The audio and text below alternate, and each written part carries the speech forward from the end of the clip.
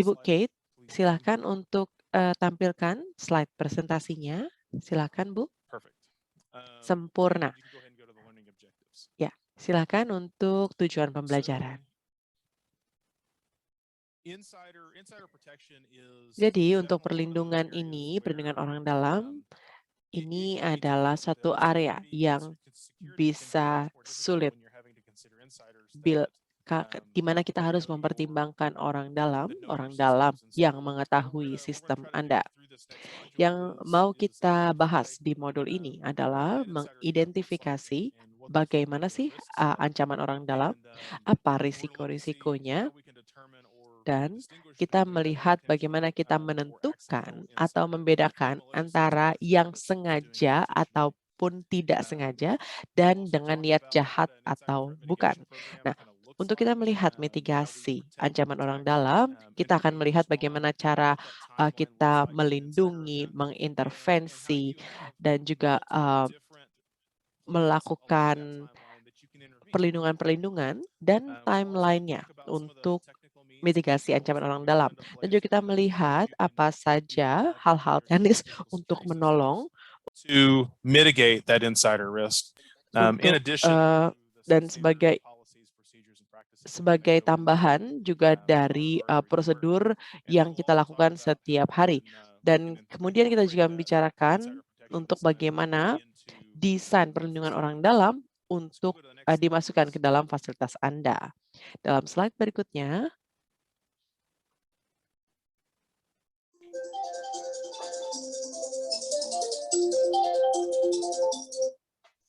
Kate, can you go to the next slide or are you frozen? Ibu Kate, apakah bisa ke slide berikutnya? Ya, terima kasih. Jadi semua ingat video ancaman orang dalam yang pernah kita tampilkan di minggu sebelumnya. Kita akan review dan juga nanti kita akan bahas lagi dalam presentasi di akhir presentasi ini. Saya tidak akan membosankan, membuat Anda bosan dengan menampilkan lagi videonya, tetapi saya ingin Bapak Ibu mengingat misalnya dan juga melihat apa dalam program proteksi dari ancaman orang dalam, kira-kira apa hal-hal yang dapat kita lakukan dalam mencegah hal ini terjadi? Kira-kira apa yang dapat kita rubah atau kita retrofit untuk kita masukkan ke dalam proteksi fisik sehingga kita dapat melindungi dari ancaman orang dalam seperti yang kita deskripsikan di sini. Peneliti-peneliti sementara, peneliti yang di dalam itu ketemu di hari pertama bertemu dengan tim lapangan dan mulai bekerja dengan personal di fasilitas dan dia pulang. Di hari kedua, peneliti tadi datang lagi dan lebih familiar dan biasanya kan orang jadi tidak khawatir untuk orang-orang yang udah pernah dia lihat sebelumnya ya. Nah, datang dan masuk ke fasilitas reaktor penelitian dan masuk ke dalam lokasi dan membawa apa yang kita pikir itu adalah peralatannya. Dan begitu dia masuk dari keamanan di dalam fasilitas, pakai badge-nya ke reaktor hall-nya membawa box besar. Dan ternyata box besar itu berisi bahan peledak tersembunyi yang akan digunakan untuk mensabotase reaktor penelitian. Nah, di saat kita memikirkan ini, apa hal-hal yang dapat dilakukan untuk memitigasi tindakan ini dalam skenario seperti ini? Slide berikutnya. Jadi, apa itu ancaman orang dalam atau orang dalam? Orang dalam adalah yang memiliki 3 karakteristik, punya akses, punya pengetahuan, dan wewenang atau otoritas. Kita akan bicarakan lebih lagi dalam slide-slide berikutnya, tetapi ini bisa siapa saja, tidak hanya karyawan.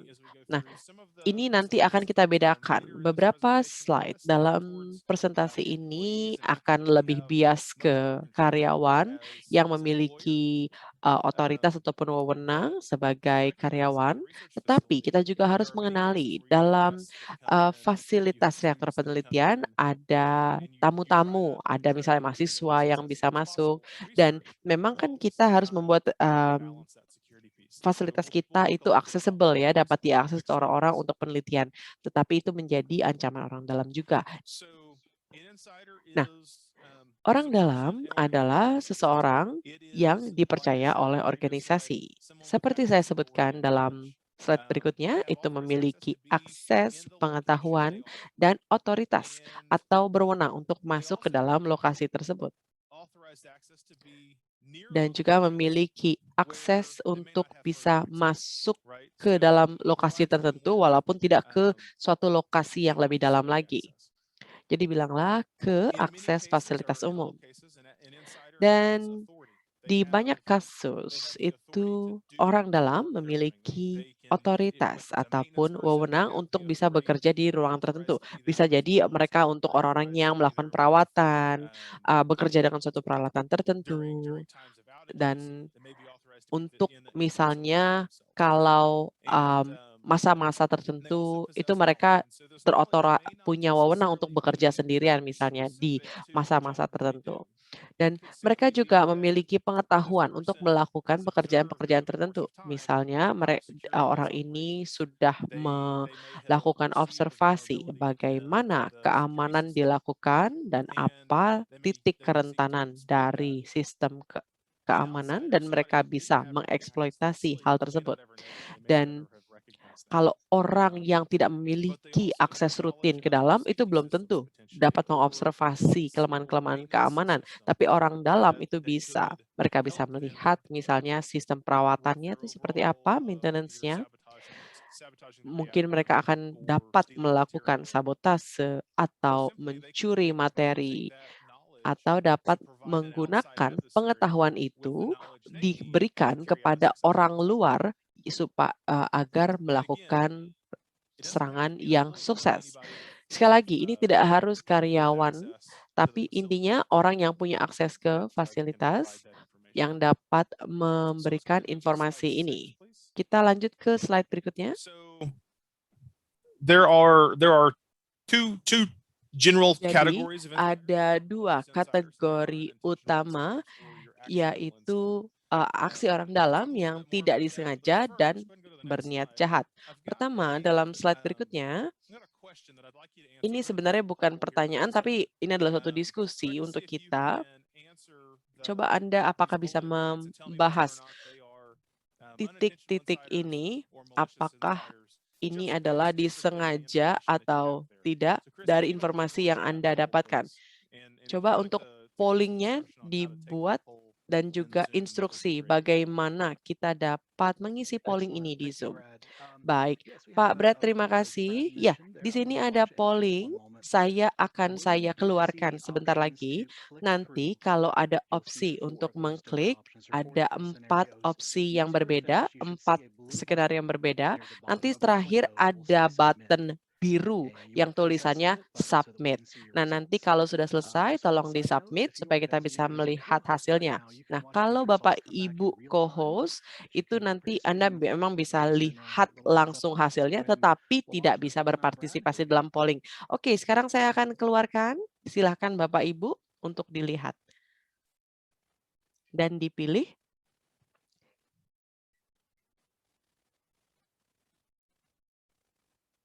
Tolong dijawab. Ya, sekarang sudah terbuka dan sudah ada hasilnya di sini, ada 1 dari 50 yang sudah voting.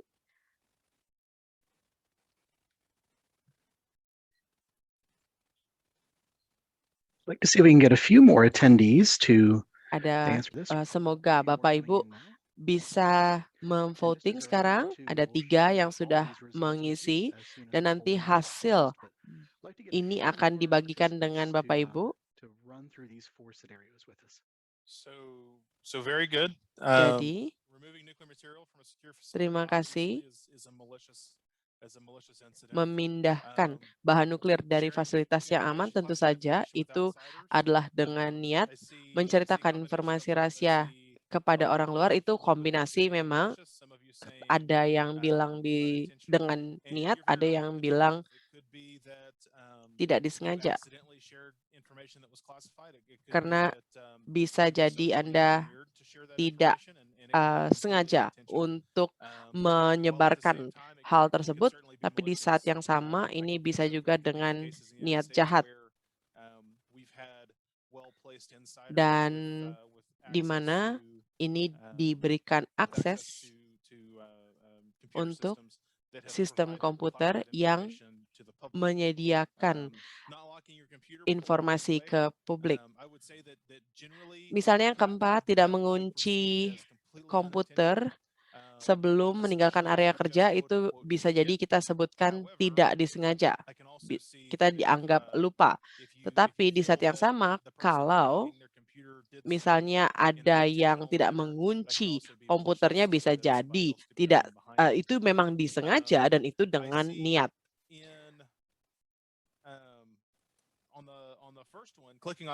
Nah, yang pertama di sini mengklik hyperlink pada email yang mengunduh virus.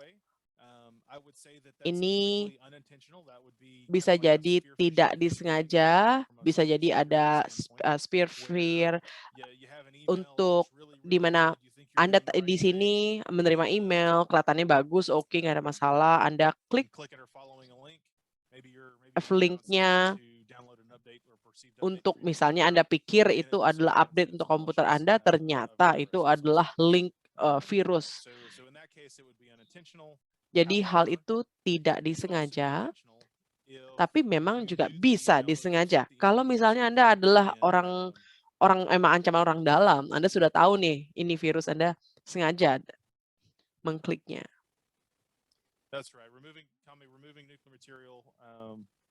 Ya, memindahkan bahan nuklir itu adalah suatu perbuatan dengan niat, karena semua orang yang bekerja di fasilitas nuklir itu tahu bahwa mereka tidak boleh mengeluarkan bahan materi nuklir. Saya bisa melihat hal tersebut. Ya, baik.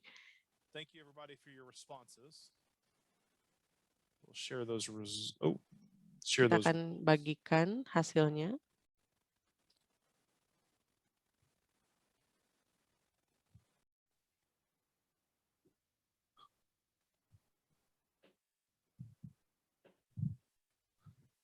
All right, go ahead and pull the slides back up and we will Baik, continue. kita akan kembali lagi masuk dengan slide-nya dan kita akan lanjut dengan presentasi.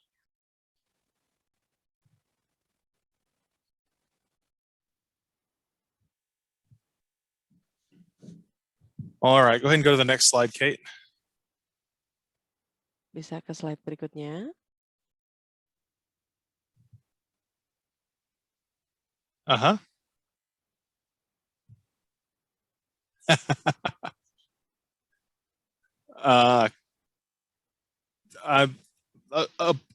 Apologies. Go ahead and go back one slide.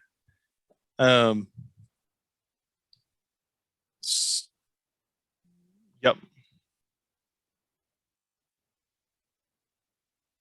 Yes. Sorry, we'll get that fixed. Chris will have to fix that. Ya, Bapak Ibu mohon maaf, tadi di dalam polling ada tulisannya itu kan disengaja dan berniat jahat, padahal seharusnya tidak disengaja dan berniat jahat. Let me get to my chat. Hold on. So what is your opinion on outsourced security guards? Ya, They possess jadi bagaimana pendapat Anda untuk security yang di-outsource, yang mereka punya akses dan juga wewenang dan pengetahuan. Dan ini hampir sama dengan yang organik. Ini adalah pertanyaan yang bagus dan nanti kita akan save dulu. Kita akan bicarakan mengenai perlindungan orang-orang security dan juga bagaimana cara melakukan rekrutmen sehingga kita dapat memitigasi sebelum mereka bisa menjadi ancaman.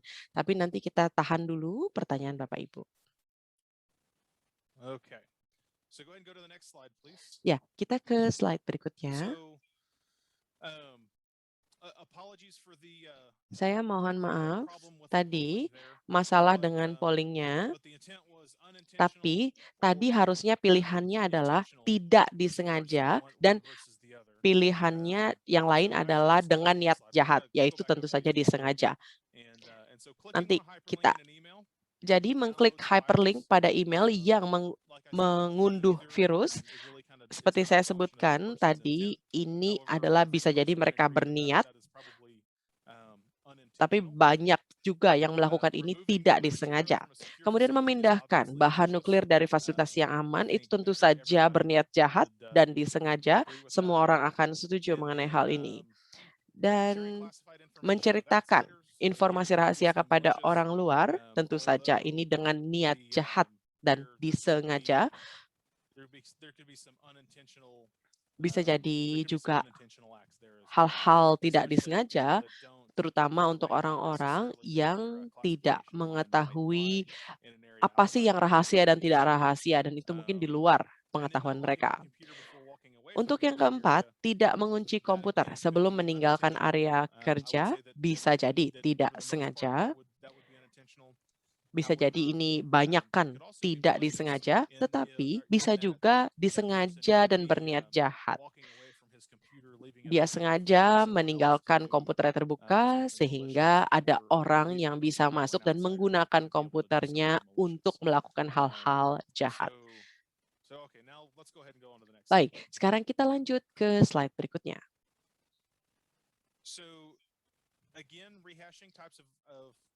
Untuk jenis-jenis ancaman orang dalam yang bisa jadi lalai, lupa, yang tidak disengaja. Slide-slide ini akan misalnya sebagai contoh mereka yang ikut-ikutan piggy bank itu di belakang membonceng untuk orang yang punya tag.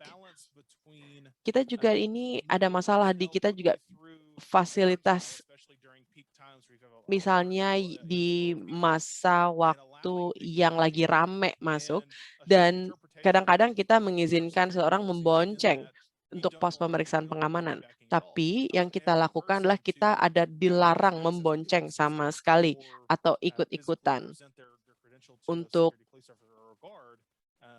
di mana dan membonceng ini kita biasanya kita larang dan kita berusaha untuk bagaimana yang terbaik kita dapat melakukan pelarangan untuk hal ini. Apakah membonceng ini menjadi suatu masalah? Bisa, tapi nggak banyak sih kasus terdokumentasi mengenai membonceng atau ikut-ikutan masuk untuk akses masuk. Menggunakan kata sandi atau kunci pengamanan bersama tentu saja ini menjadi satu masalah. Orang dalam biasanya mereka cepat puas diri, jadi mereka lalai begitu dan nggak peduli dengan hal-hal yang sebenarnya bisa menjadi serangan ke fasilitas nuklir. Mereka juga secara umum menunjukkan perilaku yang nanti orang bisa observasi gitu, bisa disaksikan ada suatu pola yang dapat digambarkan, terutama di mana orang tersebut pada akhirnya nanti jadi masalah. Seperti di sini di titik terakhir, kecelakaan pasti akan terjadi, tapi kita harus meminimalisir hal tersebut dan memitigasi. Slide berikutnya. IAEA mendefinisi terminologi musuh, yaitu ada satu atau beberapa individu dengan akses sah. Di sini adalah istilah musuh digunakan untuk menjelaskan individu yang melakukan atau mencoba melakukan suatu tindakan dengan niat jahat. Nah, bila orang dalam ini mereka dengan sengaja melakukan tindakan jahat atau berupaya melakukan perbuatan jahat, maka mereka menjadi musuh. Dan musuh orang dalam satu atau beberapa individu dengan akses sah yang dapat melakukan atau memfasilitasi dilakukan tindak kejahatan atau tindakan tanpa izin yang disengaja yang menurut negara berdampak merugikan terhadap keamanan nuklir. Ini bisa jadi motivasi ideologi, uang, atau pengenalan. Mereka mau terkenal, dikenal di media, atau mereka sudah tahu nih mereka salah, tapi mereka mungkin pernah disebutkan atau dianggap salah sebelumnya, jadi mereka mau balas dendam. Nah, untuk orang-orang ancaman orang dalam ini,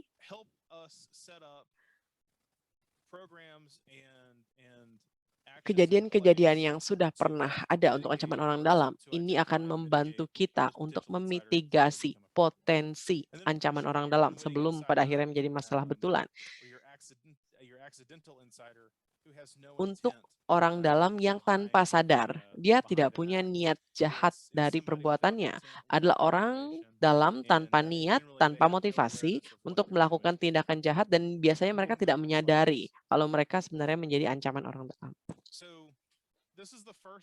Nah, ini adalah gambar pertama dari gambar-gambar berikutnya dalam slide-slide berikutnya yang mendeskripsikan masuknya orang dalam itu menjadi suatu isu atau insiden. Ada di sini kalau dilihat ada peluang-peluang untuk mengintervensi yang pada intinya dapat menghentikan perbuatan jahat tersebut. Untuk orang dalam, memitigasi orang dalam, kita harus mengandalkan dari operasi kita dan juga proteksi fisik, dan juga mengandalkan dari karyawan lain mengenali perubahan-perubahan yang ada. Mengenali ini ada perubahan-perubahan di orang ini, atau melihat kalau ada tindakan-tindakan yang misalnya tidak berkesesuaian dengan prosedur, mood-nya berubah, dan lain-lain. Ada satu orang, ada yang berbeda dari orang tersebut dibanding dengan sebelumnya. Operasi fasilitas juga memiliki suatu hal incremental yang dapat mengenali perubahan tersebut. Dan nanti akan kita bahas di slide-slide berikutnya. Dan nanti sebelum kita lanjut lagi, dan nanti Ibu Caroline yang akan lanjut, biasanya ancaman orang dalam itu spontan. Tidak spontan. Mereka tidak hanya satu hari mereka berpikir mau melakukan berniatan jahat. Biasanya ada beberapa kejadian-kejadian sebelumnya yang membuat ancaman orang dalam tersebut pada akhirnya kemudian melakukan perbuatan jahat. Ibu Caroline, apakah mau ini untuk lanjut lagi? Ya, tidak. Anda melakukan pekerjaan yang bagus. Nanti saya lanjut setelah berikutnya aja. Oke, lanjut Bu Kate. So the next part we're going to talk about is the need Bagian for berikutnya kita akan membahas mengenai perlunya program mitigasi ancaman orang dalam, dan sudah mendengarkan Brad mengenai segala hal yang mungkin terjadi, misalkan kejadian-kejadian orang dalam yang tidak disengaja, atau mungkin juga kejadian-kejadian dengan niat jahat yang harus dimitigasi sebelum itu terjadi. Oleh karena itu sangat penting bagi kita untuk melihat apa yang kita butuhkan untuk dalam sebuah program mitigasi ancaman orang dalam. Slide berikutnya, Kate. Jadi di sini terdapat tujuan dari program mitigasi ancaman orang dalam. Dan di sini ada orang dalam, dan kita ingin ada hal-hal yang bisa mencegah niat jahat untuk terjadi, atau kejadian-kejadian tidak disengaja lainnya. Dan kita juga harus memastikan kita memiliki atau kita mampu mendeteksi bila mulai muncul, dan kita ingin mengintervensi. Dan kita ingin semua ini terjadi, atau kita ingin semua ini ada sebelum kita harus menanggapi sebuah kejadian yang didorong oleh ancaman orang dalam. Ada banyak hal yang bisa membantu kita untuk memitigasi hal ini. Ada hal-hal seperti sistem proteksi fisik, ada sistem NMAC, sistem akuntansi dan kendali bahan nuklir, ada keamanan cyber, ada keamanan personel untuk memeriksa latar belakang karyawan. Program mitigasi ancaman orang dalam yang proaktif itu bisa membantu untuk mengobservasi ancaman-ancaman orang dalam sebelum mereka melakukan aksinya. Dan itu adalah salah satu tujuan utama kita, yaitu untuk mampu mengintervensi, dan khususnya pada saat kita membahas ancaman orang dalam yang tidak disengaja atau seperti kata Brad, karyawan-karyawan yang tidak mengikuti aturan. Mereka mengambil jalan pintas dan melakukan hal-hal yang buat dia lebih mudah, dan itu bisa melemahkan sistem keamanan. Dan itu yang harus kita coba atasi. Slide berikutnya. Jadi seperti yang disampaikan oleh Brad sebelumnya, dari insiden dengan niat jahat, biasanya ada proses, ada lini masa yang dia ikuti, yang dia lakukan, dan dari lini masa atau timeline ini, Bapak Ibu bisa melihat bahwa dimulai di mana orang dalam memiliki keluhan, dia dendam akan sesuatu.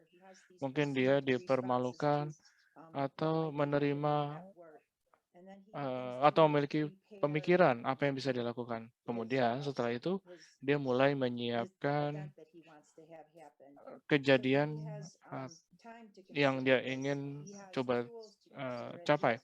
Dia punya waktu, dia punya peralatan, dia punya pengetahuan, dia punya informasi terkait keamanan, dan mereka tahu operasional dari pembangkit atau fasilitas, dan dia menjelajahi atau mengeksplorasi kesempatan-kesempatan yang ada untuk kemudian menentukan kapan melaksanakan aksinya.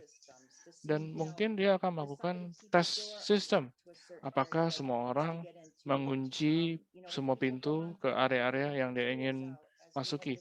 Pada saat orang istirahat, apakah peralatan disimpan kembali, seperti yang kita bahas di modul sebelumnya.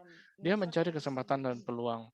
Dan kadangkala orang dalam melihat cara timnya bekerja. Memang tidak lazim, tapi dia bisa melibatkan anggota timnya untuk mengeksploitasi kelemahan-kelemahan yang ada. Dan setelah dia mengeksekusi, dia punya rencana untuk melarikan diri atau kabur.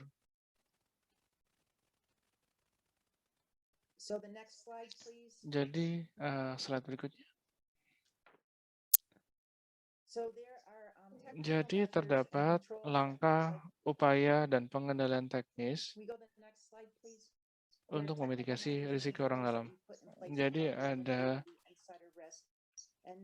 langkah, upaya, dan kendala teknis untuk memitigasi ancaman orang dalam. Dan sekarang Brad akan lanjutkan. Thanks, Carolyn. Baik, terima kasih, Carolyn. The system that you have in place Sistem yang ada saat ini will almost undoubtedly akan menyediakan kerangka untuk melindungi dari ancaman orang dalam. Ada sistem-sistem yang bisa dimanfaatkan untuk memitigasi orang dalam. Dan kalau kita melihat grafik di hadapan Bapak Ibu sekalian, protokol keamanan cyber dan informasi yang kuat itu bisa membantu untuk memitigasi orang dalam yang tidak disengaja pada saat mereka tidak sengaja mengklik link yang mendownload virus. Dan tim cyber akan membahas ini lebih lanjut besok.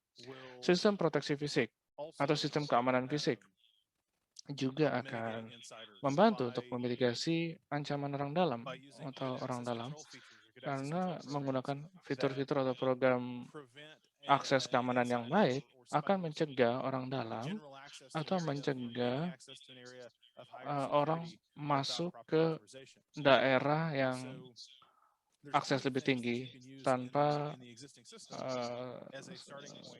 izin. Itu bisa dicegah kalau kita memiliki sistem keamanan fisik yang baik. Berikutnya. Dan saya sudah bicara dan ada pertanyaan di chat. Dan disinilah kita akan coba menjawab pertanyaan di kolom chat sebelumnya terkait dengan personel keamanan outsource kita. Pertanyaan berikutnya, apakah ada praktek terbaik untuk mencegah konspirasi orang dalam, mendeteksi satu individu yang bermasalah mudah dilakukan secara teori oleh pegawai yang lain daripada sebuah kelompok.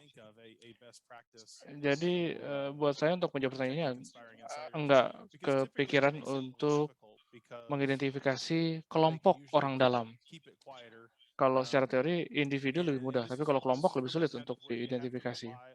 Dan disinilah di mana kita harus mengandalkan sistem mitigasi yang ada untuk membantu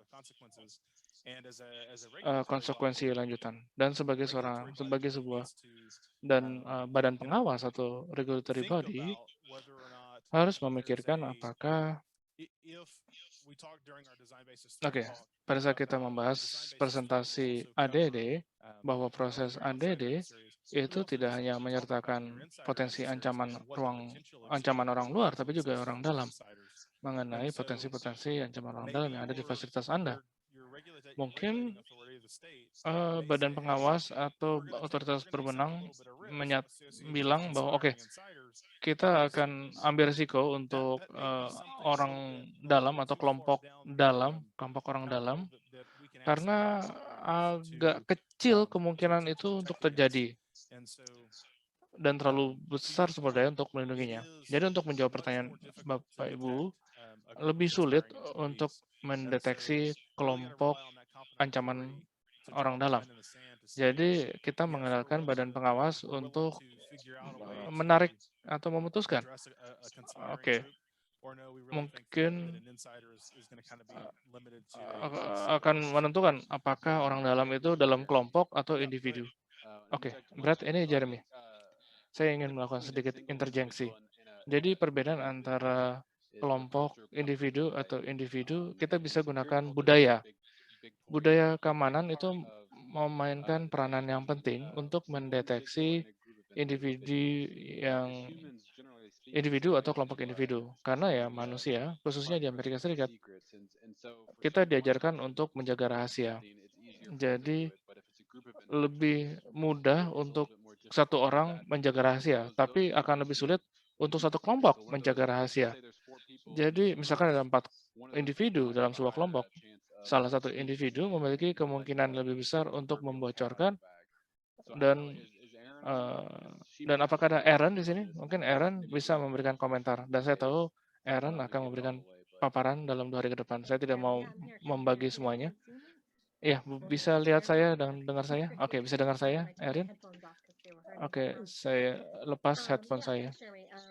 Tapi ya, terima kasih, Jeremy. Itu adalah konsep yang penting yang akan dibahas di Kamis pagi, waktu Indonesia Barat. Dan Jeremy sudah melakukan banyak pekerjaan dalam hal budaya keamanan nuklir. Tapi ya, di hari Kamis, dengan memiliki budaya yang baik dan memiliki dan mendorong orang-orang untuk mengikuti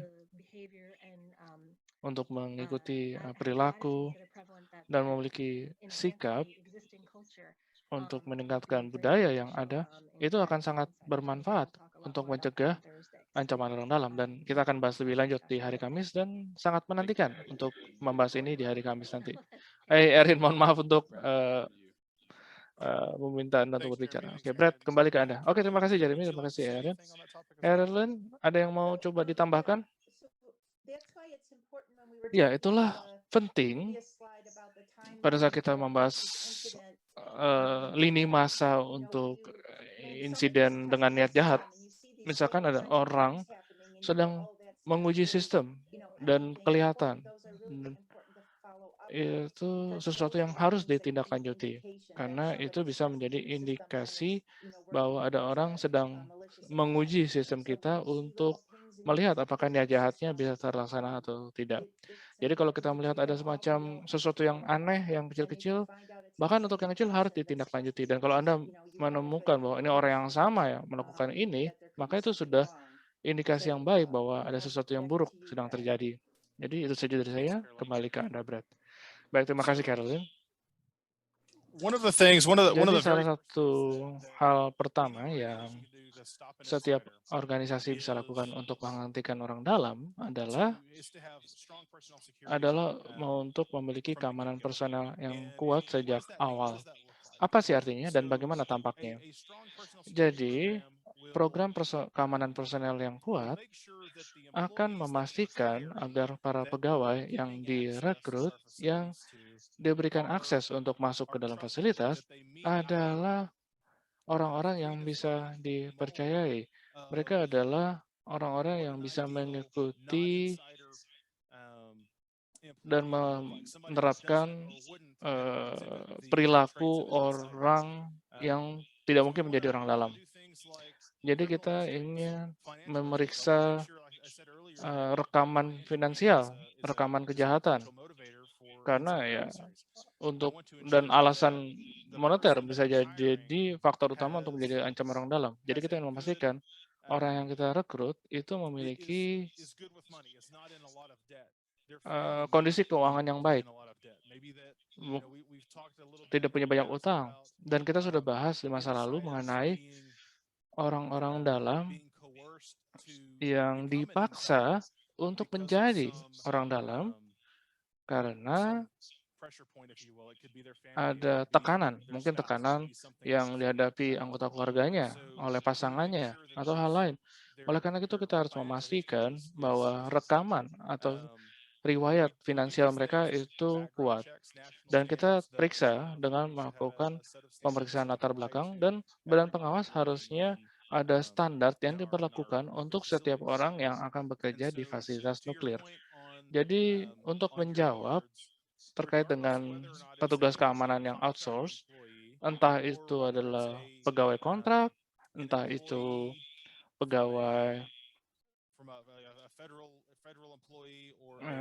dari pemerintah nasional atau pemerintah pusat, atau pegawai yang direkrut oleh atau petugas keamanan organik, terlepas daripada status mereka, mereka harus memenuhi standar untuk menjaga fasilitas Anda. Sebagai contoh, di Amerika Serikat, Departemen Energi menggunakan banyak petugas keamanan yang dikontrak melalui operator lain. Jadi mereka bukan pegawai pemerintah, mereka adalah pegawai sebuah vendor operator keamanan, dan mereka tetap memeriksa atau melakukan evaluasi keuangan, memeriksa latar belakang yang kuat, kemudian memeriksa riwayat kejahatan, dan lebih lanjut lagi, kita juga mewawancara tetangga mereka, rekan kerja mereka sebelumnya, orang-orang yang berinteraksi dengan mereka, mungkin teman sekolah mereka, teman-teman dekat dari sekolah mereka. Jadi secara keseluruhan kita bisa mendapatkan gambaran yang cukup lengkap terkait dengan orang tersebut. Dan ada pertanyaan di chat, apakah ada tools metode untuk mengenali orang dalam? Detektor kebohongan atau sesuatu yang serupa dengan itu. Ya, saya boleh bilang bahwa saya pernah melalui tes kebohongan pada saat saya di masa karir bekerja saya, dan ini salah satu cara untuk melihat apakah saya pernah melakukan sesuatu yang jahat, punya niat jahat, atau pernah membocorkan sesuatu. Jadi ya ini sesuatu yang bisa dilakukan dan dilembagakan dalam program orang dalam, mitigasi orang dalam. Dan saya ingin mengundang rekan orang Indonesia, karena di Indonesia sudah ada program HRP. Saya ingin tanya, apa tools dan praktek-praktek terbaik di dalam program HRP yang sudah diimplementasikan di Batan untuk mencegah dan mengidentifikasi orang dalam? Apa tools dan fitur yang ada?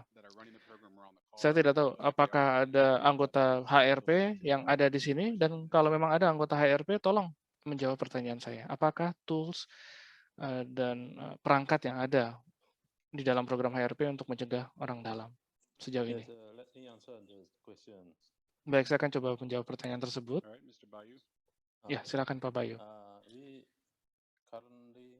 Saat ini kami menjalankan program HRP untuk pegawai-pegawai yang baru, dan sudah cukup lama, dimulai 2 tahun yang lalu, dan kami terus melakukannya hingga saat ini.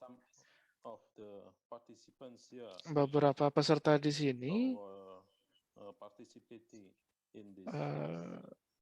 pernah berpartisipasi dalam program HRP ini. Mungkin salah satu anggota HRP yang pernah partisipasi boleh membagikan pengalamannya ketika berpartisipasi dalam program HRP, Human Reliability Program. Coba saya periksa ya. Pak Bahari. Kesannya tentang HRP.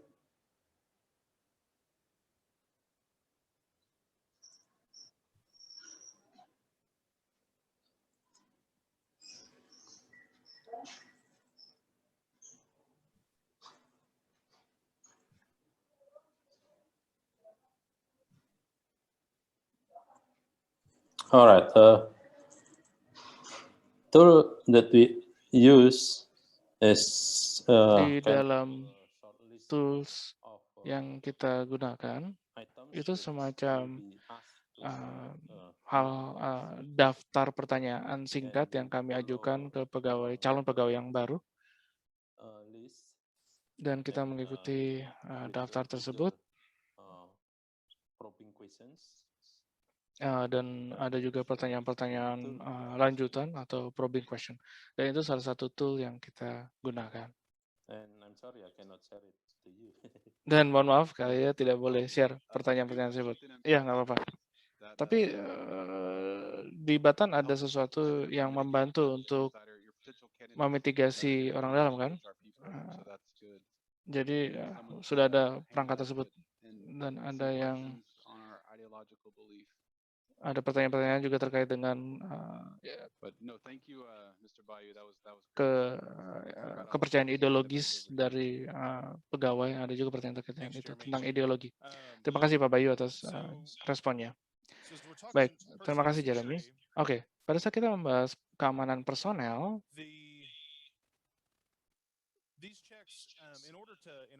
jadi untuk dapat memastikan kita tidak secara tidak sengaja menciptakan orang dalam di pegawai organik kita atau di pegawai kontrak kita.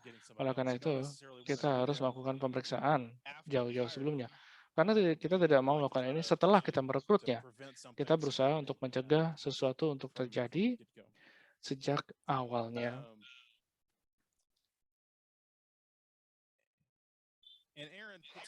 Dan Aaron mengetik sesuatu di chat. Aaron, coba nyalakan saja mikrofonnya dan sampaikan terkait dengan budaya yang kuat. Ya, mohon maaf. Saya tidak mau untuk mengganggu.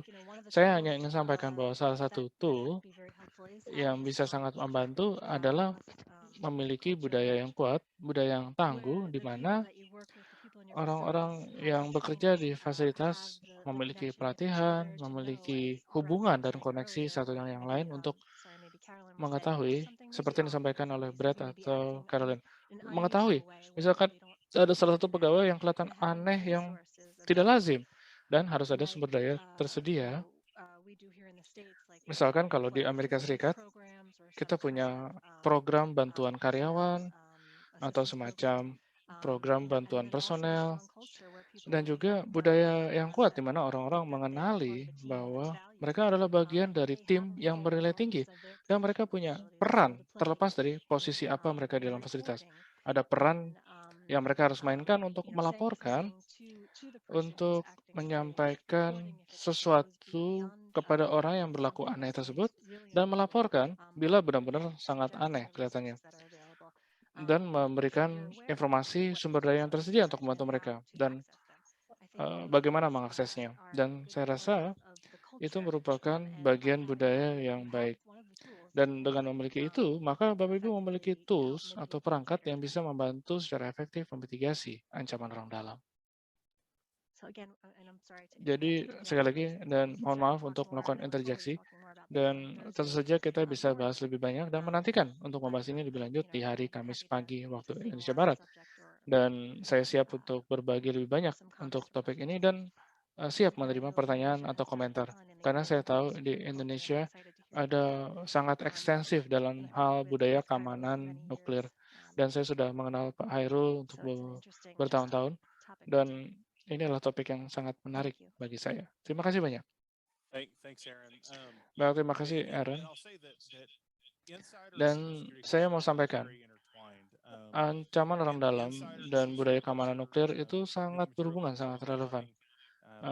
Nuclear material material accounting and control dan budaya keamanan nuklir adalah dua perangkat yang bisa sangat digunakan untuk mencegah orang dalam. Dan ada pertanyaan di chat. Di Indonesia, riwayat kejahatan itu diterbitkan secara legal oleh kepolisian dan orang yang memiliki riwayat kejahatan tidak diizinkan untuk bekerja di fasilitas vital. Ya, sangat baik. Sangat senang dan suka mendengar bahwa rekaman kejahatan sudah menjadi suatu pertimbangan. Dan untuk Hannah, menyampaikan bahwa budaya semacam ini akan sulit untuk diterapkan karena kita punya budaya untuk tidak menunjukkan hal-hal yang buruk. Tapi ya, kita bisa bahas ya hari Kamis nanti. Oke, pertanyaan mengenai pemeriksaan riwayat kejahatan. Apakah dilakukan pada saat mereka direkrut? Apakah dilakukan setiap tahun? Kalau dilakukan hanya pada saat mereka direkrut dan kalau mereka melakukan kejahatan pada saat memiliki status pegawai dengan Anda dan tidak dilaporkan, bagaimana Anda bisa mengetahui kejahatan tersebut?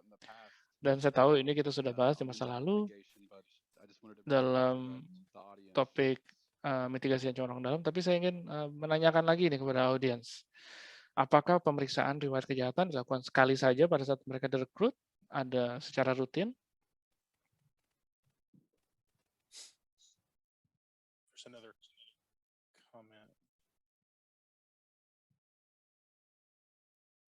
So, to answer your question, Hannah, reassessing a background check.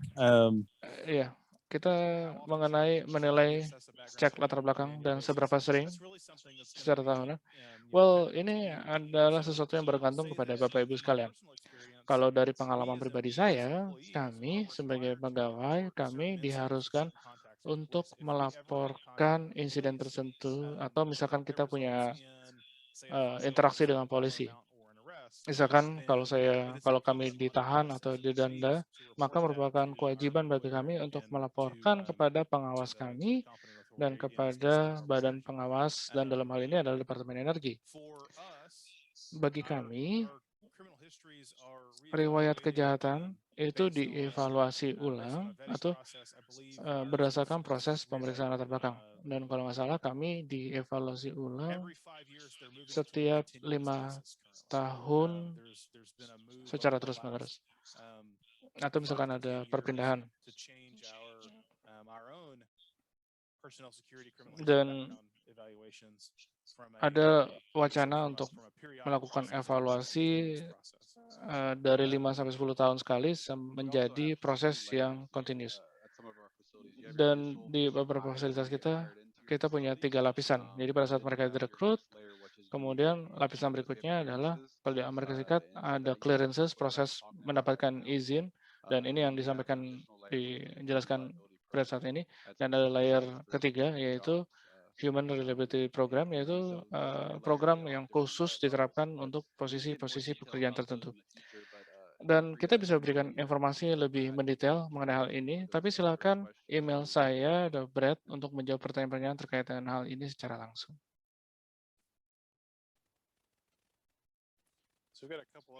Jadi ada juga komentar-komentar lain di chat. Indikator lain, walaupun sulit diukur, bisa digunakan untuk menilai kepercayaan seseorang yang bekerja di fasilitas vital melalui observasi perilaku mereka. Dan Edwin bertanya, apa yang harus kita lakukan bila pelaksanaan HRP kita menemukan orang-orang memiliki indikasi sebagai orang dalam?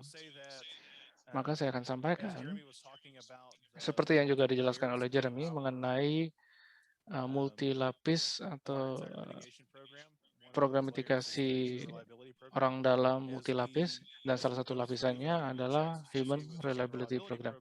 Dan pada saat kita melaksanakan HRP, bila ada sesuatu yang muncul yang memberikan bukti yang kuat bahwa individu tertentu menunjukkan indikasi untuk menjadi potensi orang dalam atau memiliki tendensi ancaman orang dalam, maka mereka tidak akan menerima akses untuk bekerja di fasilitas tersebut.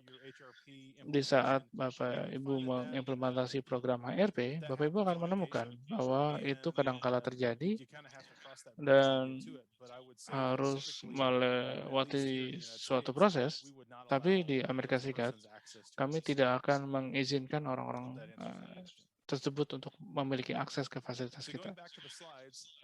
Mudah-mudahan itu menjawab pertanyaan. Dan sekarang kita kembali ke slide dan pindah ke slide nomor 17. Dan ini adalah sebuah gambaran dari bagaimana bentuk kolam pegawai atau pegawai-pegawai sebelum proses pemeriksaan. Jadi ada orang-orang dengan perilaku yang diinginkan dan ada juga yang warna merah, orang-orang dengan perilaku yang tidak diinginkan. Dan seperti Bapak Ibu bisa melihat, kita meminimalisir orang-orang yang memiliki perilaku yang tidak diinginkan. Karena kita tidak mungkin bisa benar-benar menolak mereka atau menangkal mereka. Dan program mitigasi orang dalam itu adalah proses yang terus-menerus. Kita tidak hanya mengevaluasi satu kali. Tidak cukup. Akan ada proses evaluasi yang diberlakukan dalam masa kerja mereka. Karena orang dalam, seperti yang saya sampaikan, orang dalam tidak hanya timbul satu malam. Mereka akan memulai menunjukkan perilaku-perilaku tersebut dan di dalam beberapa kasus terdapat misalkan kejadian yang mengubah hidup mereka yang mendorong mereka menjadi orang dalam. Kita sudah bahas mengenai masalah terkait keuangan, bisa jadi masalah terkait perkawinan, masalah yang keluarga. Ada berbagai macam isu yang bisa mendorong seseorang menjadi orang dalam. Kalau kita bisa masuk ke slide berikutnya. Oke, ada pertanyaan di kolom chat. Apakah fasilitas bertanggung jawab untuk mengkonversi orang dalam dengan niat jahat supaya tidak lebih mengancam? Karena membatasi akses tidak akan mengubah cara berpikir mereka. Oke, kalau saya boleh bilang, kalau menemukan seseorang yang bila menemukan orang dengan niat jahat, ya, ancaman orang dalam dengan niat jahat, saya tidak bilang tanggung jawab Anda untuk mengubah mereka atau membuat mereka tidak terlalu mengancam. Itu bukan tanggung jawab Anda. Dan sebagai seorang operator keamanan, tanggung jawabnya adalah untuk mencegah mereka untuk bisa melakukan sesuatu yang merusak. Anda membatasi akses mereka supaya tidak bisa melakukan aksi-aksi yang merusak di fasilitas Anda atau di dalam area yang penting. Terdapat situasi, terdapat kasus di mana hanya dengan mengakui kalau Anda tahu bahwa yang mereka lakukan itu salah, dan kalau mereka mengambil keputusan yang salah, itu mungkin kenyataan Anda tahu, mungkin itu bisa mengubah mereka. Mungkin bisa mengubah mereka, tapi ya, namun istilah mengkonversi orang dalam dengan niat jahat untuk tidak terlalu mengancam, itu menyiratkan tetap ada potensi orang dalam. Dan kita tidak inginkan itu terjadi. Jeremy mau kasih komentar? Ya, Brad, saya rasa sulit untuk mengkonvert orang-orang dengan niat jahat. Tapi di Amerika Serikat ada program-program. Misalkan ada orang-orang yang menyalahgunakan narkoba dan alkohol, dan itu masalah yang besar di Amerika Serikat. Dan saya rasa kita sudah bahas juga ini terkait dengan budaya Anda. Tapi di Amerika Serikat kita punya program bahwa bila ada orang yang menyalahgunakan alkohol dan obat-obat terlarang, kita akan keluarkan mereka dari ARP. Tapi tujuan kami adalah untuk memastikan semua orang bisa mendapatkan bantuan untuk merawat diri mereka dan keluarga mereka. Dan kalau mereka bisa membuktikan bahwa program yang kalau misalkan mereka jadi bersih, maka mereka akan dievaluasi ulang apakah mereka bisa bekerja kembali. Saya bukan di tim tersebut, jadi Tapi mungkin Erin bisa mau menceritakan hal ini di Kamis pagi, kalau nanti diangkat lagi pertanyaan terkait dengan hal ini. Very good, thanks. Baik, And terima we kasih have banyak. another question or comment in the Dan chat ada as well. pertanyaan atau komentar lain di chat.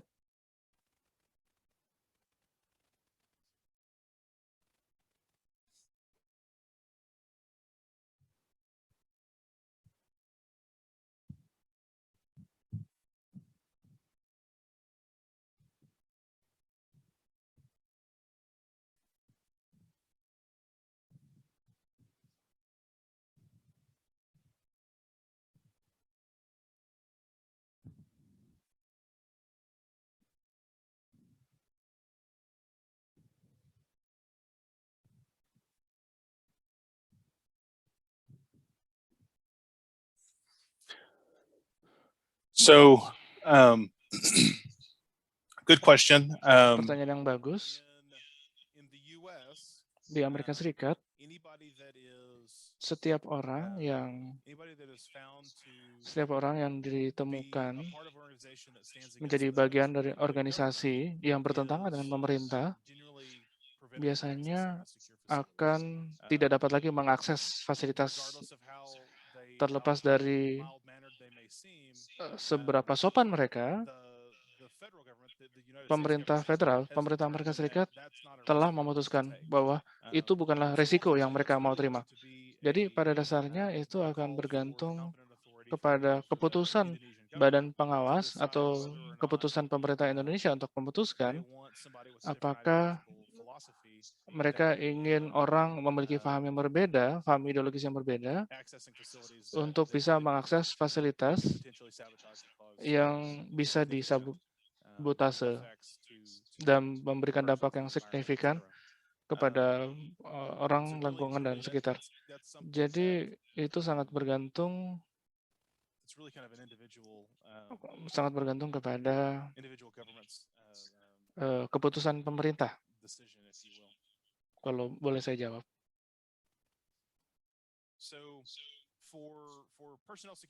Jadi untuk praktek keamanan personel, kita sudah bahas hal ini. Kita harus menciptakan budaya tanggung jawab bersama, dan ini akan berhubungan dengan budaya keamanan nuklir yang akan dibahas Kamis pagi. Para pegawai atau karyawan harus merasa bahwa keluhan mereka itu didengarkan, bahwa mereka dinilai sebagai individu dan kontribusi mereka itu bernilai.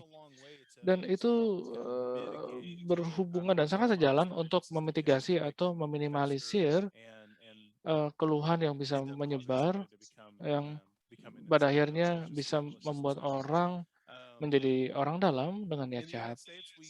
Di Amerika Serikat, kita melakukan banyak pelatihan dan terdapat banyak penekanan kepada hal-hal yang bisa kita lakukan untuk mengenali orang dalam di antara diri kita masing-masing.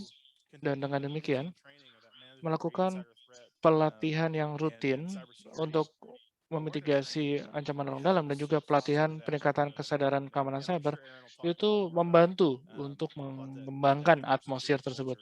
Dan Aaron akan menjelaskan ini lebih lanjut di konsep di presentasi terkait dengan budaya keamanan nuklir di hari Kamis pagi nanti. Slide berikutnya. Jadi apa saja indikator orang dalam potensial? Apa saja indikator potensial orang dalam? Konflik dengan rekan kerja atau supervisor. Kalau Anda melihat seseorang melanggar kebijakan organisasi secara terus-menerus dan selalu menguji kesabaran, menguji batas-batas tertentu, itu sebenarnya sudah menjadi peringatan, indikator bahwa individu ini bisa memiliki niat jahat.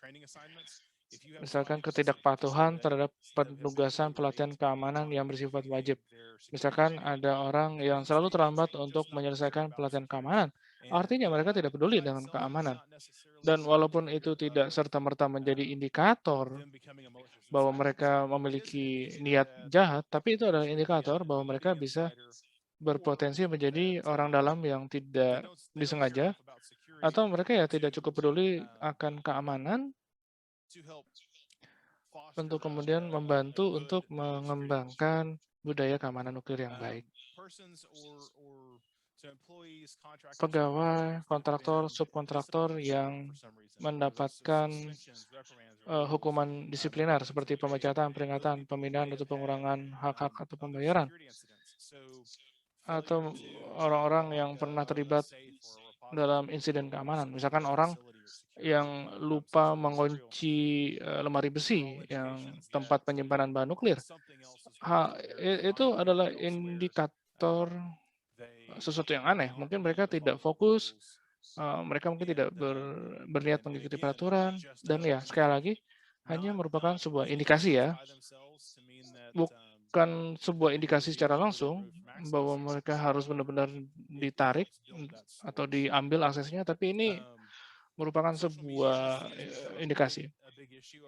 Media sosial sudah menjadi isu yang cukup besar dalam 10 tahun terakhir, dalam 15 tahun terakhir lah kalau saya boleh bilang. Dan orang-orang memiliki tendensi atau kecenderungan untuk menggunakan media sosial sebagai speaker, sebagai sebuah platform untuk menceritakan kepada dunia perasaan mereka. Dan ketika Anda melihat pegawai menggunakan media sosial untuk mengancam organisasi, pemerintah, atau mungkin ya pegawai yang lain, berarti Anda melihat perilaku-perilaku yang terasosiasi dengan seseorang yang bisa memiliki atau menjadi orang dalam yang dengan niat jahat atau yang terradikalisasi. Dan juga ada penyebab-penyebab stres yang dapat diamati atau yang terlihat, mungkin masalah keuangan atau ekspektasi yang tidak terpenuhi, masalah keluarga, hal-hal seperti itu bisa meningkatkan kemungkinan karyawan menjadi orang dalam dan melakukan niat jahat. Dan biasanya sebagian besar hal itu bisa atau terlihat pegawai yang lain. Dan biasanya termanifestasi secara otomatis dan menunjukkan perubahan perilaku atau perubahan kepribadian dalam periode waktu tertentu. Dan kita sudah melihat itu dan kita juga melihat itu di dalam program kehandalan manusia atau Human Reliability Program, di mana mereka masuk ke dalam tahapan dalam hidup mereka, di mana mereka mengalami masalah perkawinan dan mulai mempengaruhi pekerjaan mereka. Mereka menjadi lebih bermusuhan, lebih mudah tersinggung. Jadi itu adalah penyebab-penyebab stres eksternal atau indikator penyebab stres yang menunjukkan ada sesuatu yang buruk yang sedang terjadi. Slide berikutnya.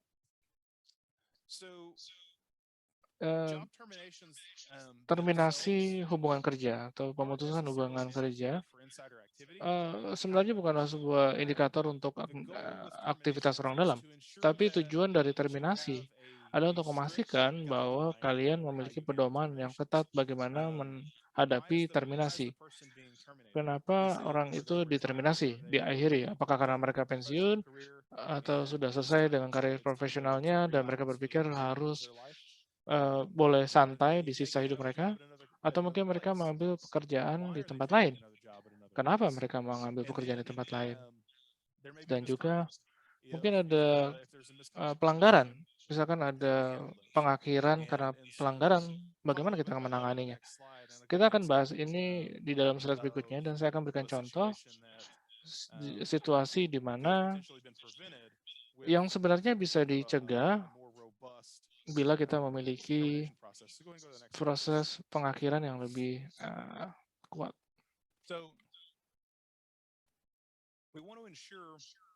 Jadi kita ingin memastikan bahwa ada kebijakan di mana kita mengakhiri karyawan, di mana akses mereka langsung diambil, dan mereka tidak punya akses ke lokasi fisik di pembangkit, dan tidak punya akses ke sistem IT. Dan kita ingin memastikan kita memutus akses tersebut. Kita ingin memberitakan dengan cara yang hormat. Kita tidak ingin mempermalukan dan tidak mau intrusif. Dan kita ingin melakukan, well, tergantung kepada apalagi terminasi karena pelanggaran, kita ingin memastikan bahwa itu ditangani dengan lebih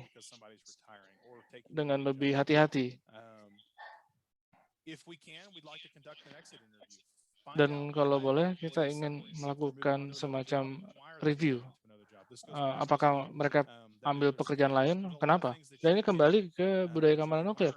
Ada banyak hal yang bisa kita pelajari dari pegawai yang meninggalkan perusahaan. Biasanya mereka lebih jujur dengan Anda atau dengan para pewawancara, di mana mereka tidak harus khawatir bos yang membalas dendam, atau mereka tidak perlu khawatir akan evaluasi atas diri mereka. Jadi untuk pegawai-pegawai seperti itu kita bisa belajar banyak hal karena mereka tidak, they have nothing to lose. Mereka tidak khawatir akan apapun. Jadi harus ada program yang mencegah mereka kembali ke tempat kerja mereka, di mana mereka bisa mengambil barang-barang pribadi mereka tanpa harus bisa mengakses secara fisik lokasi-lokasi yang dilindungi. Dan salah satu contoh terminasi yang berakhir dengan salah adalah kejadian yang terjadi, kalau nggak salah, di mana fasilitas sedang memecat atau menterminasi pegawai, dan pegawainya tahu mereka dipecat karena pelanggaran, dan di saat dia meninggalkan fasilitasnya, dia tahu dia nggak ada yang perlu dipedulikan lagi, dan ada teori bahwa pegawai tersebut membuka atau menutup keran dan menciptakan kecelakaan. Erin mau ceritakan mengenai insiden itu, Erin? Jadi dia diduga membuka keran yang menciptakan reaktor mati atau memaksa operator untuk mematikan reaktor karena tidak dalam konfigurasi yang aman. Tapi dampak dari hal tersebut, reaktor yang membangkitkan listrik itu mati selama 6 bulan. Dan ini adalah sesuatu yang diduga disebabkan oleh orang dalam, walaupun tidak pernah terverifikasi. Tapi ada konsekuensi, dampak. Ini tidak menimbulkan kejadian sabotase, tapi itu membuat reaktor tidak bisa lagi membangkitkan listrik dalam waktu tertentu dan memakan biaya untuk menyalakannya kembali. Dan itu adalah contoh di mana kita harus punya kebijakan pemecatan yang baik dan mematuhinya, dan juga penting untuk mereview hal-hal ini dengan Departemen Hukum, karena di negara berbeda ada sesuatu yang mengikat secara hukum mengenai apa yang boleh dilakukan dan tidak boleh dilakukan. Dan itu adalah sesuatu yang belum cukup dibahas pagi ini, tapi sangat penting untuk memiliki kebijakan dan prosedur seperti ini, pemecatan yang baik. Baik, terima kasih Caroline. Dan saya akan minta Anda untuk lanjutkan mengenai topik terkait dengan otorisasi akses. Ya, terkait dengan proses pemeriksaan dan melihat apakah seseorang itu layak bekerja dan kemudian diberikan otorisasi akses, ya, dan mengizinkan mereka akses tanpa dikawal untuk masuk ke fasilitas. Beberapa fasilitas meminta kalian menyelesaikan pelatihan sebelum bisa mengakses tanpa dikawal ke dalam fasilitas. Tapi ini adalah atribut kunci dari sebuah orang dalam. Mereka punya akses dan otoritas. Dan penting agar fasilitas Anda memiliki kebijakan dan prosedur yang jelas untuk mengendalikan akses, seperti yang sudah disampaikan oleh Brad. Misalkan ada pegawai yang diterminasi atau dipecat, kita harus bisa memastikan bed-nya diambil kembali, kuncinya diambil kembali, mengambil otorisasi akses mereka, mereka tidak bisa lagi mengakses komputer, Jadi ada banyak kebijakan-kebijakan yang harus diikuti. Dan biasanya di fasilitas yang memiliki otorisasi akses, biasanya di badge-nya ada foto mereka yang membantu petugas keamanan dan pegawai lain untuk mengenali kemana mereka bisa masuk. Dan slide berikutnya.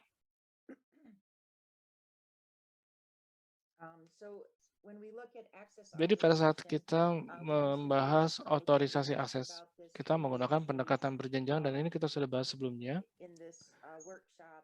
dalam lokakarya ini, dan ini juga berlaku dengan akses fisik, di mana ada pengendalian akses yang menentukan apakah personel tertentu bisa masuk ke area tertentu. Dan untuk area yang terbuka bisa mengizinkan lebih banyak pegawai untuk masuk. Tapi untuk area-area yang lebih sensitif dan untuk posisi-posisi yang lebih sensitif, maka hanya sedikit pegawai yang boleh masuk. Dan harus ada cara atau sistem untuk membatasi akses mereka. Dan terkadang kita menggunakan istilah yang berbeda untuk hal ini terkait dengan posisi ini. Kadang-kala disebut sebagai highly sensitive position atau critical position. Posisi yang sangat sensitif atau posisi-posisi yang kritis. Slide berikutnya.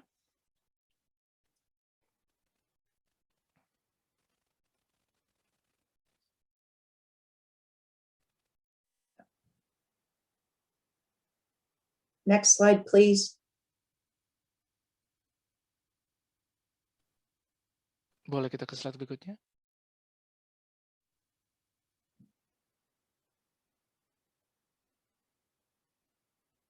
So when we look at facilities, we have people that are authorized access, and then we have our visitors. Jadi kalau di fasilitas ada orang dengan akses dan ada pengunjung.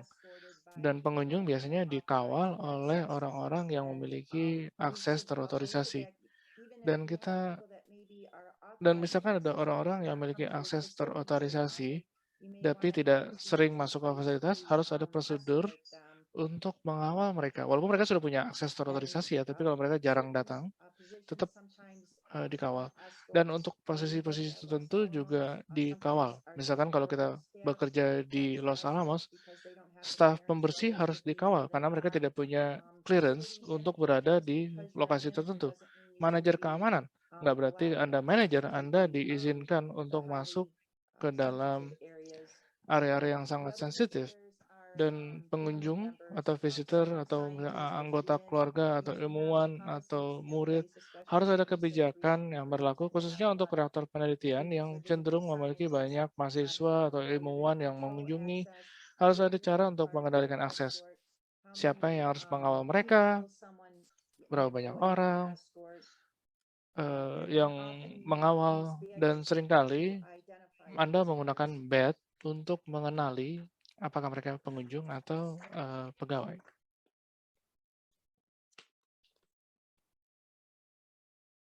So could we go to the slide with visitor access? The next slide, please. Dan boleh masuk ke slide berikutnya, akses visitor atau akses pengunjung. I think it's one more slide, correct, Carolyn? Yes. Thank you.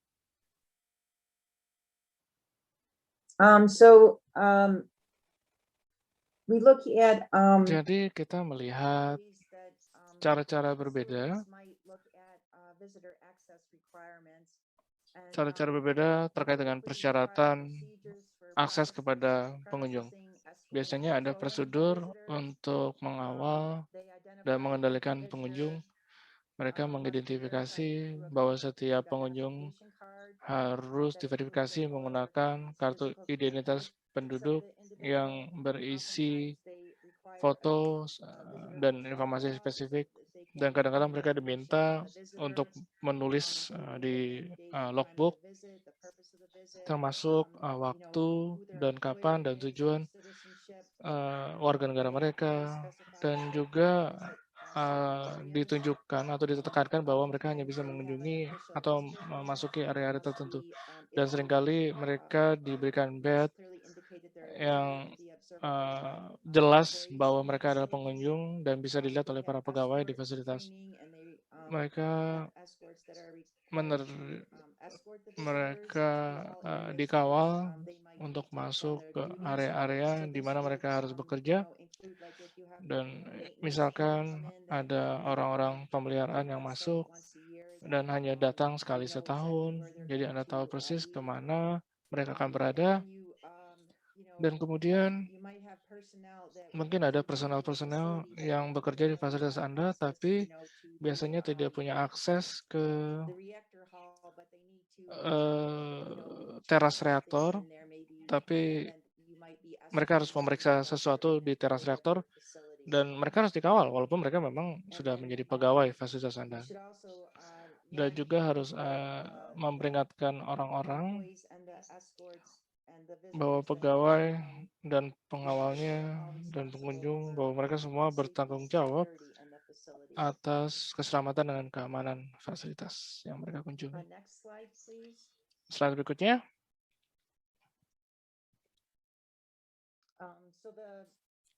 Jadi kita di awal membahas mengenai program keamanan personel. Dan untuk memastikan orang yang menerima akses ke bahan nuklir khusus tertentu tidak akan membahayakan sistem keamanan yang ada. Dan ini sejalan dengan kepentingan keamanan negara. Dan Brad sudah membahas ini di awal. Dan seringkali kita punya program untuk orang-orang yang memiliki akses ke informasi rahasia atau bahan nuklir yang mereka harus menerapkan standar yang lebih tinggi.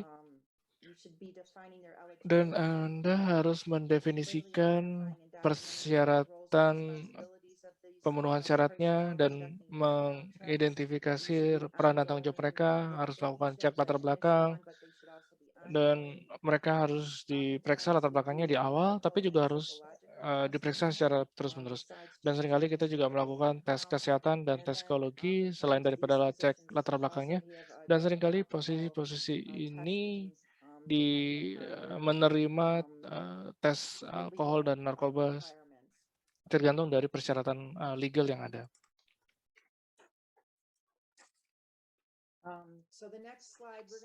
Jadi slide berikutnya kita akan membahas mengenai bagaimana sistem proteksi fisik membantu program mitigasi ancaman orang dalam. Dan Brad akan melanjutkan dari sekarang. Alright, thanks, Carolyn. Baik, terima kasih banyak, Carolyn. Jadi, sistem keamanan fisik bisa jadi adalah bagian yang paling terlihat.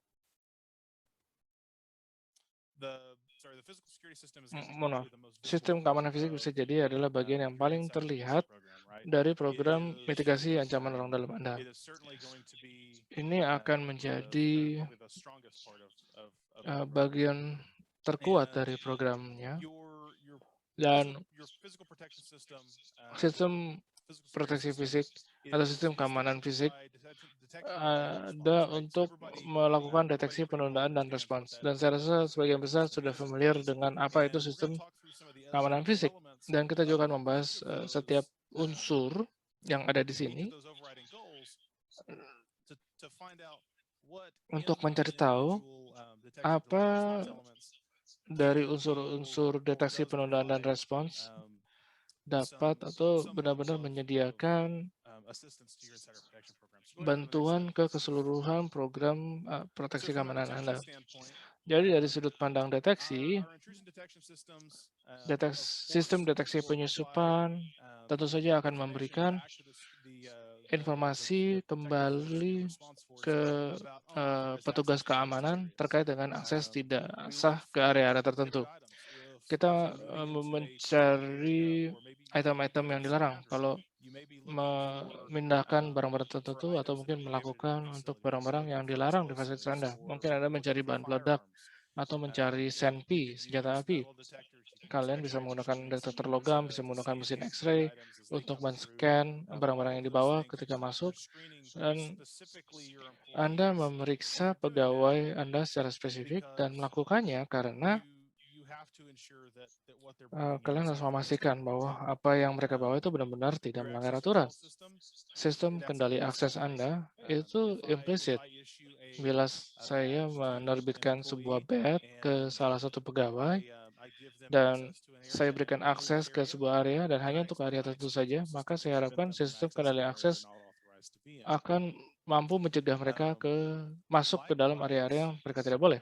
Dan serupa dengan itu, dengan sistem kendali akses, saya harus memastikan bahwa sistemnya sendiri berfungsi dengan cara sedemikian rupa.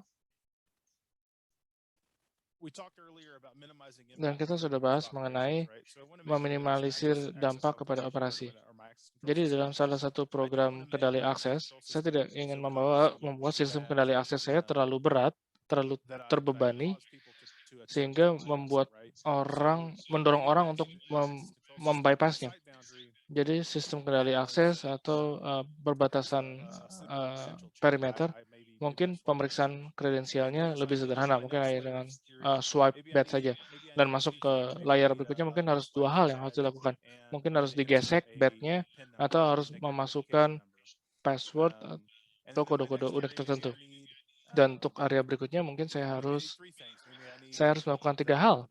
Saya harus menggesek badge, masukkan PIN atau hal lain, atau mungkin scan retina, scan sidik jari. Tapi ada lapisan tambahan keamanan untuk memastikan kredensialnya tidak dicuri atau PIN-nya tidak tercuri.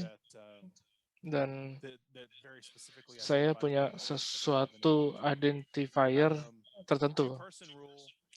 Aturan 2 orang juga sesuatu yang besar dalam hal deteksi ancaman orang dalam atau kejadian orang dalam. Dan sudah membuktikan di berbagai kejadian di mana karena menerapkan aturan 2 orang atau mungkin lebih dari 2 orang, tapi minimum 2 orang, itu membantu untuk mencegah orang dalam untuk melakukan sesuatu yang merusak. Dan tentu saja ada kebijakan dan prosedur keamanan, semua hal-hal yang bersifat administratif, dan seperti saya bilang harus diuji cobakan, tapi seperti yang Anda lihat, di dalam prosedur keamanan yang dilanggar, di saat orang dalam itu masuk ke dalam siklus hidup orang dalam, akan ada kemungkinan untuk sistem Anda mendeteksi mereka. Mari kita masuk ke slide berikutnya.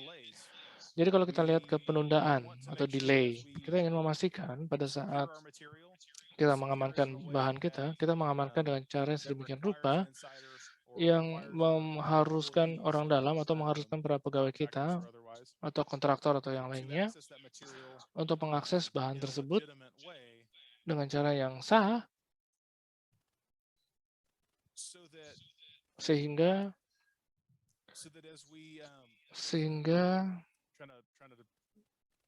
di saat kita, saya berusaha untuk memilih kata yang benar.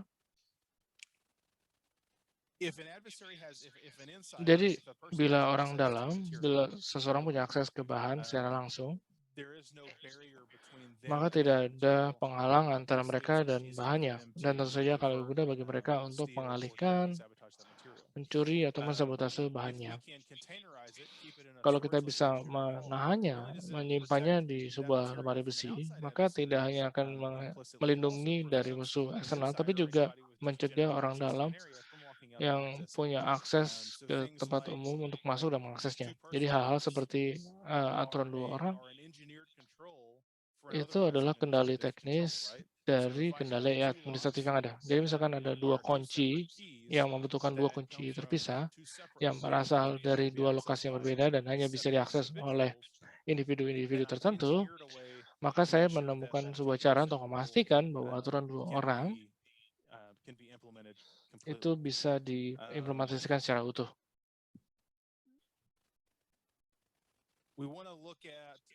Kita ingin melihat beberapa fitur-fitur aktif, beberapa delay atau penundaan itu bisa digital clocks atau jam digital, atau sesuatu yang terkunci secara otomatis.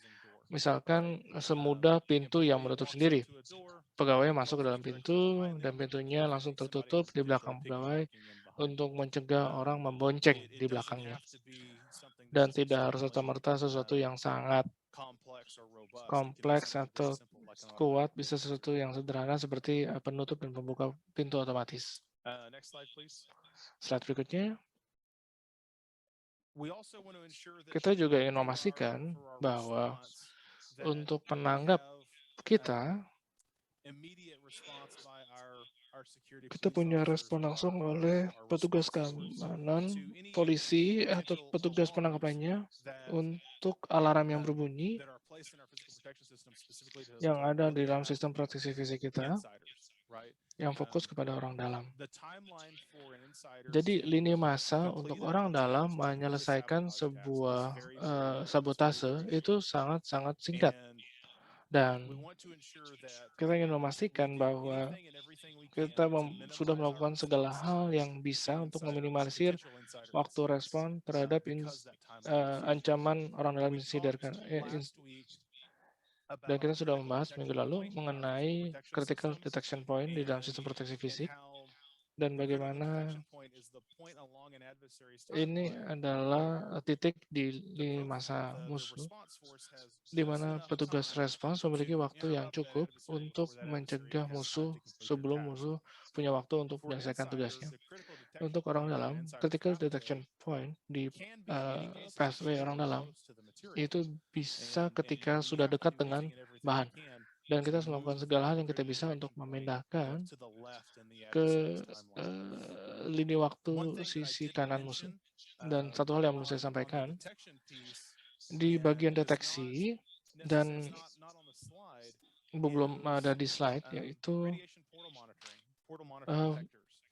detektor radiasi.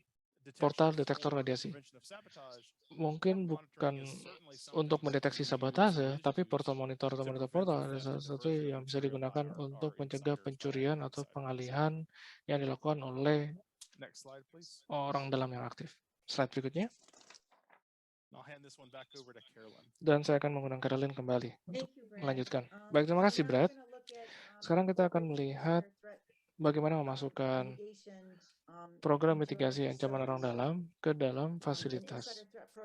Dan program mitigasi ancaman orang dalam bukanlah program keamanan dan bukanlah program keamanan cyber atau program keamanan informasi. Ini bukan adalah counter intelligence, tapi ini adalah fokus kepada perilaku manusia, melihat anomali, dan merespon dengan organisasi yang terkait. Dan lebih sering, program mitigasi ancaman orang dalam bukanlah responder tapi facilitator, dan kita sudah bahas yang awalnya mengenai indikator interaksi dan hal besarnya adalah dalam upaya pencegahan. Dan slide berikutnya, pendekatan terintegrasi. Jadi ada banyak lokasi, ada banyak sumber-sumber yang bisa mendapatkan informasi dari fasilitas. Ada sistem keamanan fisik yang sudah dibahas oleh Brad, kemudian ada program pengendalian dan akuntansi bahan nuklir atau NMAC yang memberikan beberapa indikator.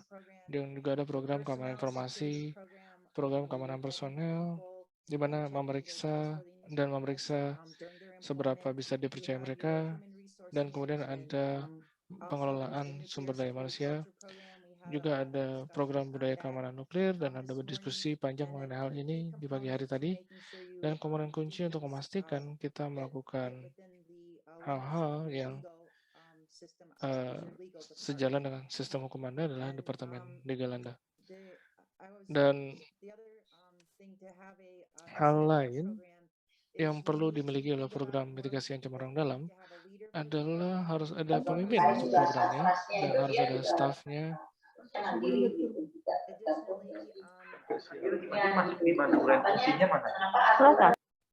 Dan harus ada program peningkatan kesadaran, harus ada program bantuan karyawan atau program karyawan positif untuk membantu karyawan-karyawan yang mengalami masalah, dan kita sudah bahas di awal, misalkan ada karyawan yang mengalami perceraian dan ada faktor pendorong tambahan, dan seperti yang terjadi di pandemik, ada faktor pendorong tambahan dan ada peningkatan orang mengkonsumsi alkohol, dan Departemen Kesehatan Kerja melakukan penjangkauan dan menginformasikan kepada mereka bahwa bantuan tersedia sebelum mereka benar-benar tidak lagi bisa bekerja. Dan untuk program mitigasi ancaman orang dalam bisa efektif, kita harus mengumpulkan data terkait dengan indikator-indikator dan hal-hal yang mungkin tidak terjadi dengan baik, dan sangat penting untuk mengumpulkan data dan menganalisisnya. Ketika ada kelihatan yang aneh, maka sangat penting untuk menyelidiki hal-hal tersebut. Dan kita juga di awal sudah membahas mengenai lini masa dengan niat jahat, dan kita tahu bahwa lini masa orang dalam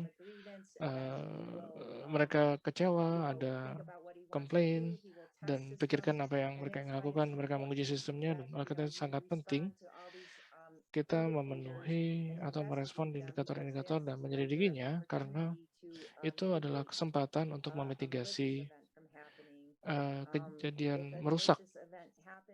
Dan bila kejadian merusak tetap terjadi, kita harus merespon dan memulihkan atau recover, dan sangat penting untuk melaporkan apa yang sedang terjadi dalam program mitigasi orang dalam dan melaporkan kemajuannya ke badan pengawas. Dan ada Infosec 208 yang menjelaskan upaya mitigasi ancaman orang dalam, dan dari Infosec 208 tersebut saya ingin membacakan sebuah paragraf singkat dari sana, bahwa untuk menciptakan pendekatan berjenjang untuk mitigasi ancaman orang dalam, maka program keamanan nuklir dan radiologi harus menyertakan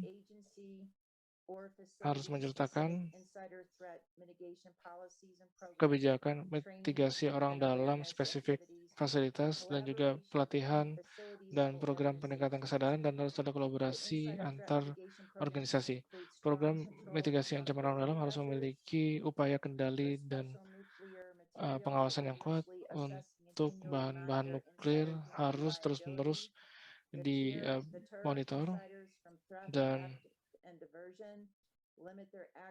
membatasi orang-orang mereka dan memastikan mereka tidak bisa mencuri atau melakukan penyimpangan atau diversi. Slide berikutnya. Jadi program mitigasi ancaman orang dalam itu fokus untuk mengkombinasikan apa yang terjadi dalam fasilitas dengan sistem keamanan, sistem NMAX, sistem keamanan cyber, dengan manajemen fasilitas, dengan prosedur sejalan dengan Departemen SDM, dan kita akan mengkombinasikan ini semua menjadi sebuah program mitigasi ancaman orang dalam, di mana akan ada yang bertanggung jawab untuk itu, yang periksa ke dasar hukum mengenai apa saja persyaratannya, karena saat ini ada beberapa fasilitas yang mengharuskan adanya program mitigasi ancaman orang dalam. Dan IAIA punya Infosec 208 yang pernyataan bersama untuk mitigasi ancaman orang dalam. Jadi ini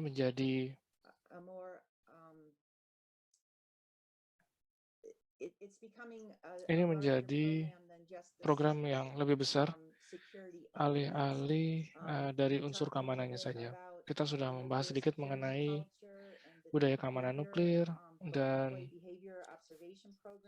program pengamatan perilaku, dan kita juga sudah membahas penting untuk mengumpulkan data dan informasi dan menganalisisnya, dan untuk menyelidiki ketika hal tidak terjadi seharusnya, dan kita memiliki program respons dan pemulihan yang bisa diterapkan kapan saja.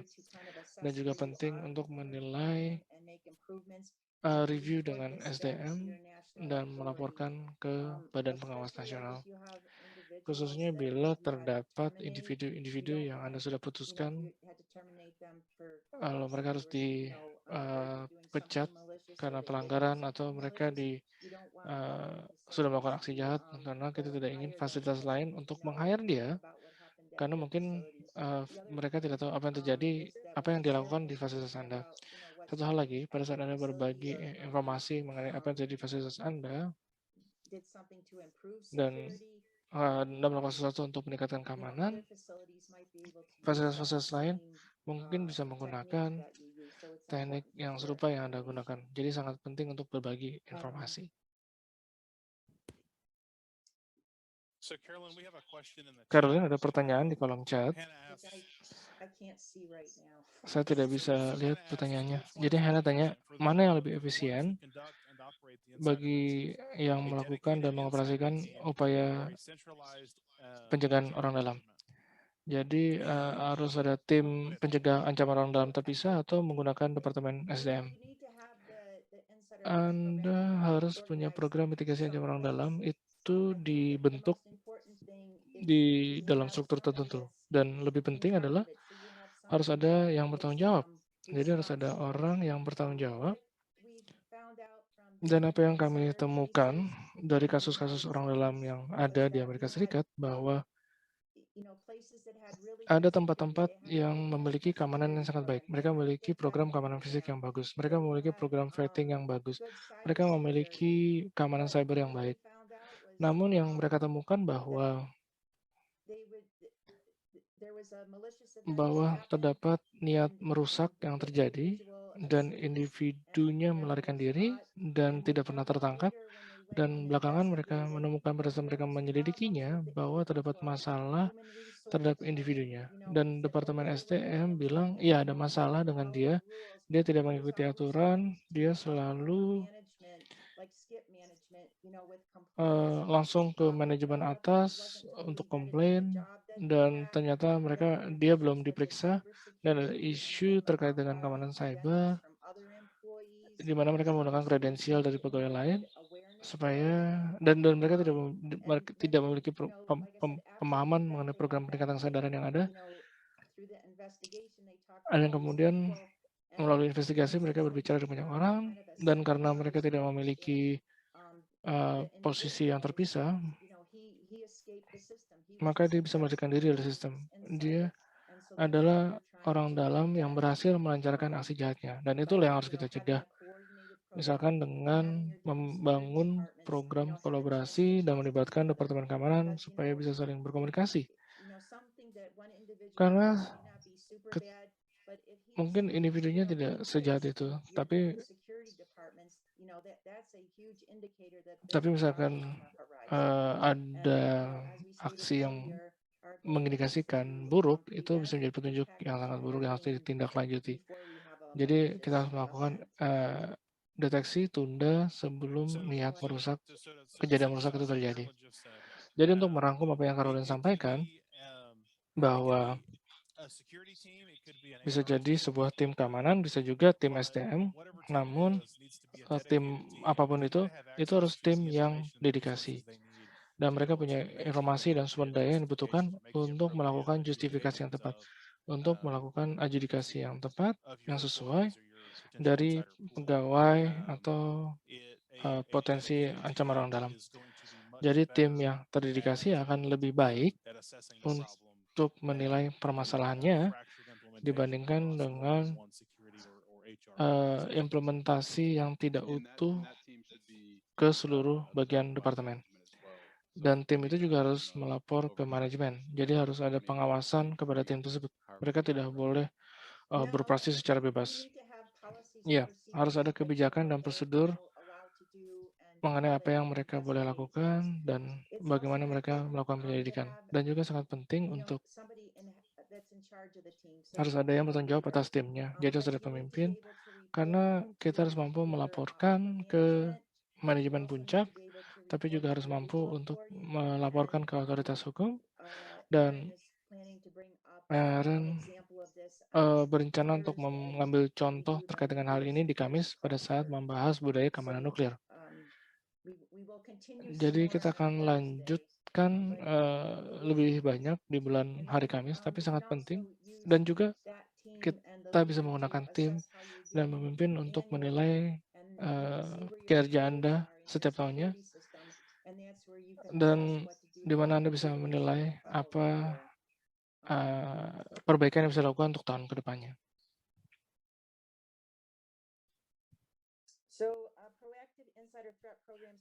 Jadi program terintegrasi untuk mitigasi ancaman orang dalam akan fokus kepada anomali-anomali perilaku sumber daya manusia dan bisa memberikan mengurangi resiko kepada organisasi. Dan ada pertanyaan di awal mengenai ada yang bilang bahwa mereka tidak suka untuk melaporkan individu-individu lain di organisasi mereka, tidak suka melaporkan hal-hal buruk. Jadi kita punya laboratorium nasional di Amerika Serikat, ada pegawai-pegawai yang sudah diperiksa dan sudah bekerja selama 20 tahun. Dia adalah pegawai yang sangat luar biasa, dan satu hari pegawai ini masuk ke kantor dan pegawai ini berusaha untuk memindahkan logam berharga dari fasilitas, tertangkap dan dipidanakan dan masuk penjara. Oke, orang ini sudah bekerja 22 tahun, pegawai yang baik, dan ada banyak pegawai lain yang bekerja dengan dia yang mengenal dia. Bila mereka membantu manajemen, kalau pegawai ini tidak berperilaku normal, maka akan ada intervensi. Dan kalau Anda bayangkan dia dan keluarganya, kalau intervensi bisa dilakukan, maka dia tidak akan berusaha mencuri logam berharga tersebut, tidak akan dipidana, tidak akan masuk ke penjara, dan memberikan hasil yang lebih positif bagi dia dan keluarganya. Saya hanya ingin sampaikan bahwa ini bukan sekedar intervensi dan pencegahan, itu memiliki dampak yang lebih besar. Dan hal lainnya, bahwa pegawai lain yang bekerja di fasilitas tersebut setelah ini terjadi, timbul banyak gangguan. Misalkan event besar seperti itu terjadi di sebuah fasilitas. Jadi intervensi bisa memberikan hasil yang positif. Dan saya punya rekan yang bekerja di National Lab Los Alamos, dan rekan kerjanya menemukan bahwa dia tidak berperilaku normal dan kemudian dilaporkan dan dibawa ke kesehatan kerja dan masuk ke ruang darurat dan mengetahui bahwa perilaku tidak normalnya itu diakibatkan oleh mini stroke. Jadi dia mendapatkan bantuan dini. Jadi saya hanya ingin berbagi kepada Anda bahwa intervensi bisa memberikan outcome atau hasil yang positif, tidak serta-merta negatif. Dan hal lain yang kita sebutkan terkait dengan investigasi, dan kita sudah bahas di awal, dan biasanya bisa akan ada investigasi setelah sebuah kejadian, maka sangat sulit untuk menentukan apakah kejadiannya itu merusak dengan niat jahat atau tidak. Minggu lalu ada diskusi mengenai insiden di Idaho, di reaktor penelitian di sana, di mana ada 3 pegawai meninggal dunia dan tidak bisa diputuskan apakah itu kecelakaan atau dengan niat jahat. Dan seringkali bahkan setelah investigasi masih tetap sulit untuk mengambil keputusan. Jadi tidak hanya merespon kepada event-event dengan niat jahat, tapi juga fokus di bagian pencegahan dan intervensi sebelum kejadian terjadi dan harus ada penyelidikan. Oke, sekarang kita masuk ke slide berikutnya. Dan ini sejalan dengan diskusi yang kita lakukan di pagi hari ini, yaitu misalkan ada orang dalam yang menjadi ancaman orang dalam, atau kapan orang dalam menjadi ancaman orang dalam. Dan Brad akan menjelaskan hal ini. Kita akan membahas mengenai beberapa skenario yang sudah ada. Jadi kembali ke skenario yang kita sudah bahas di awal, kita sudah membahas mengenai skenario orang dalam tersebut, dan saya tahu chat sangat tidak cocok untuk melakukan exercise ini dan akan lebih efektif kalau Bapak Ibu menyalakan mikrofon dan langsung diterjemahkan. Tapi kalau tidak nyaman, kami juga memahaminya. Tapi ya, berdasarkan skenario orang dalam di awal tadi, pertanyaan saya adalah, apa hal-hal yang kita sudah bahas sejauh ini yang dapat membantu untuk memitigasi kejadian itu terjadi, untuk mencapai niat untuk melaksanakan niatnya. Jadi apa saja hal-hal yang bisa dilakukan untuk memitigasi, untuk mencegah hal buruk itu untuk terjadi. Oke, saya akan memberikan beberapa waktu untuk menuliskan jawabannya di chat atau untuk menyalakan mikrofonnya. Oke, deteksi kontraban.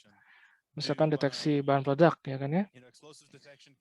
Deteksi handak bisa jadi berat untuk diimplementasikan, tapi ya tergantung cara mengimplementasikannya. Deteksi X-ray, mesin-mesin X-ray untuk memeriksa benda-benda yang masuk di bawah.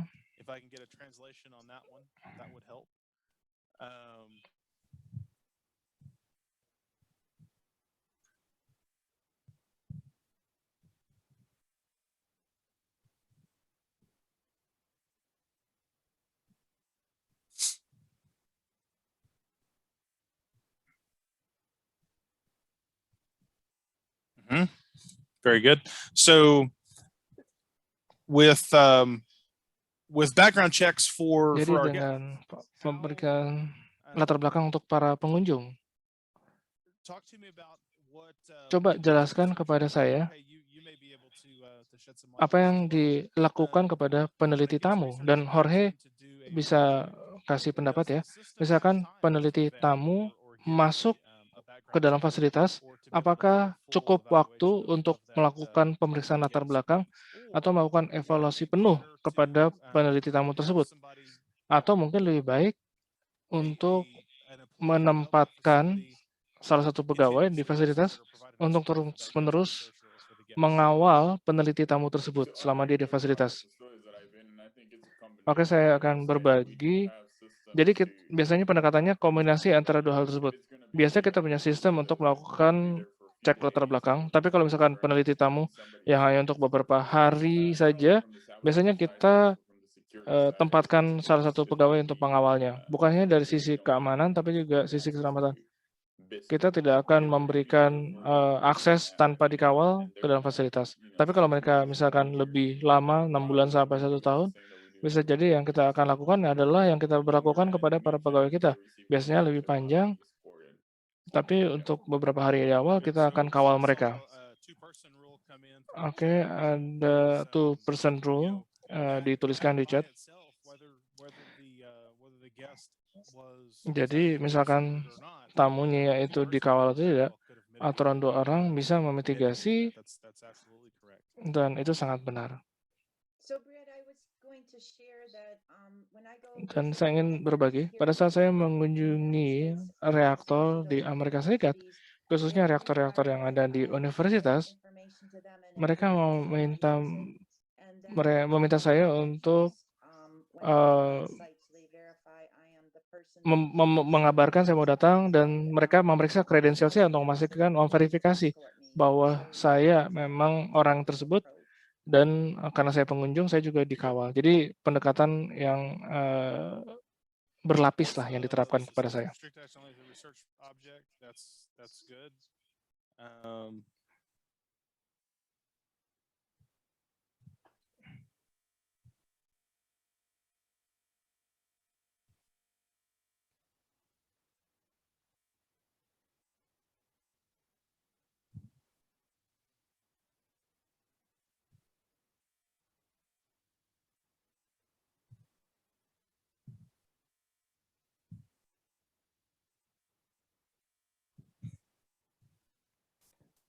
Very good. Yeah, both. Sangat baik. Oke, sangat baik. Yang besar di sana adalah pemeriksaan barang-barang bawaan. Apalagi kalau masuk ke kawasan terlindungi atau kawasan vital, maka sangat masuk akal untuk meminta para pegawai. Karena kita ingin membatasi jumlah orang yang masuk ke kawasan-kawasan dilindungi tersebut. Dan sangat penting, sangat masuk akal meminta mereka untuk diperiksa. Pengalaman di Y12 bahkan ada area-area yang dibatasi dan dibatasi untuk para pengunjung. Dan kita bisa dan harus membatasi rute-rute akses yang pegawai gunakan.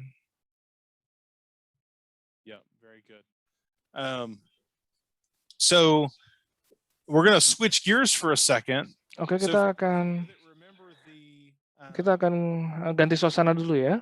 Bagi Bapak Ibu yang mengingat skenario orang luar, kita punya tim orang luar yang menyerang fasilitas. Jadi mereka menabrakkan kendaraannya melalui pagar dan kemudian masuk ke dalam fasilitas, melewati pintu luar fasilitas, kemudian melalui pintu masuk ke teras reaktor, kemudian memasang bahan peledak, kemudian keluar dan mendetonasi bahan peledaknya. Apakah ada yang berlaku untuk proteksi orang dalam dan juga berlaku untuk proteksi orang luar? Oke, saya akan memberikan contoh. Jadi mereka menabrak pagar, mereka menabrak penghalang yang ada di sebelah pos pengaman, dan penghalang atau barrier ada di sana untuk mencegah orang luar masuk, tapi juga untuk memastikan orang tidak diam-diam masuk. Dan ada petugas respon yang akan merespon dengan tepat waktu untuk insiden ini dalam skenario orang luar. Tidak terdapat respon yang cukup untuk mencegah orang masuk ke dalam teras reaktor. Namun, ini menunjukkan bahwa respons dari petugas respons itu dibutuhkan baik untuk ancaman orang luar dan orang dalam. Aturan 2 orang saya rasa tidak akan cocok untuk skenario serangan orang luar. Deteksi kontraban, ya mereka membypass pos pemeriksaan, tapi mereka tetap harus menghadapi fitur-fitur delay akses dan juga fitur-fitur untuk masuk ke fasilitas.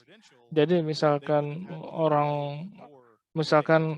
penyerang orang luar itu punya kredensial, maka lebih cepat untuk masuk. Jadi oleh karena itu, fitur-fitur kendali akses itu sangat efektif baik untuk mencegah orang dalam dan orang luar. Oke, ada lebih banyak respon. Menciptakan SOP yang akurat, lengkap dengan metode pencegahan baik untuk pengunjung dan orang luar yang berniat melakukan hal buruk di kawasan terlindungi. SOP itu sangat baik menjelaskan apa yang harus dilakukan untuk memahami memahami apa persyaratannya.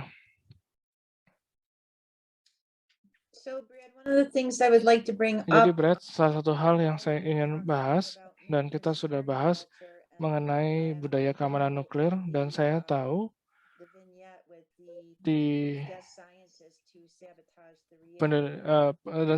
peneliti tamu ini di skenario ini bahwa dia ada dalam fasilitas tanpa orang lain, tapi ya di reaktor penelitian pasti akan ada pegawai lain terus di ruangan yang sama. Dan dengan budaya keamanan nuklir yang ada di Indonesia, pasti akan ada pegawai yang akan berhasil mengamati. Ini perilakunya agak aneh dan akan dilaporkan dan akan ada intervensi sebelum peneliti tamu ini bisa membawa koper dekat dengan teras reaktor.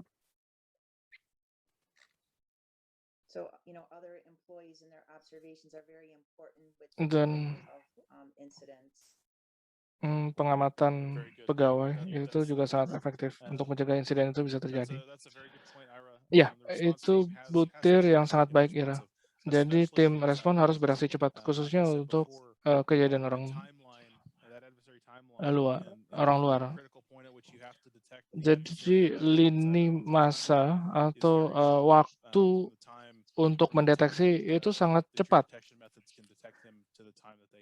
Dari waktu deteksi sampai respon itu sangat cepat. Jadi responnya juga harus sangat cepat. Oke, kita akan masuk ke slide berikutnya dan merangkum modul ini. Dan kita akan menerima pertanyaan-pertanyaan. Dan setelah itu kita akan tutup sesi hari ini. Oke, rangkuman. Jadi kita sudah membahas mengenai apa itu orang dalam, bagaimana kita bisa melihat mereka, apa karakteristik yang terasosiasi dengan orang dalam. Kita juga sekarang tahu bahwa kita sudah bahas mengenai orang dalam dengan niat jahat dan orang dalam yang tidak sengaja atau accidental. Dan saya rasa ini sesuatu yang sudah familiar bagi Bapak Ibu semua. Kita juga sudah membahas mengenai unsur-unsur dasar dari program mitigasi ancaman orang dalam. Kita juga sudah ada banyak pertanyaan di kolom chat berhubungan dengan diskusi-diskusi terkait dengan bagaimana strategi proteksi bisa dibuat lebih tangguh. Kita juga sudah membahas mengenai kendali-kendali teknis dan administrasi untuk mengurangi risiko orang dalam, baik dari sudut pandang sistem proteksi fisik dan juga dari beberapa kendali administratif, dari proses prosedur, aturan 2 orang, budaya keamanan nuklir. Kita juga sudah membahas mengenai bagaimana kita bisa mengintegrasikan program mitigasi ancaman orang dalam, mengintegrasikannya ke fasilitas kita saat ini. Jadi dengan itu, apakah ada pertanyaan terkait dengan 2 modul yang kita sudah bahas sebelumnya? Jadi saya hanya ingin tambahkan, pada saat kita melihat beberapa insiden, itu adalah area-area yang bisa kita kenali, apakah itu aksidental atau dengan niat jahat, itu adalah pemicu untuk meningkatkan keamanan di fasilitas kita. Dan juga ada pembicaraan mengenai orang-orang tidak mengikuti aturan, walaupun sudah ada prosedur. Dan kalau melihat cara kerja operator, mereka misalkan tidak mengikuti aturan yang ada. Kalau di Los Alamos, kalau kita melakukan hal-hal ya misalkan menahan pintu tetap terbuka pada saat operasi, memang kalau seperti itu, maka kita minta petugas keamanan untuk ada di sana, karena itu adalah pintu yang seharusnya terkunci.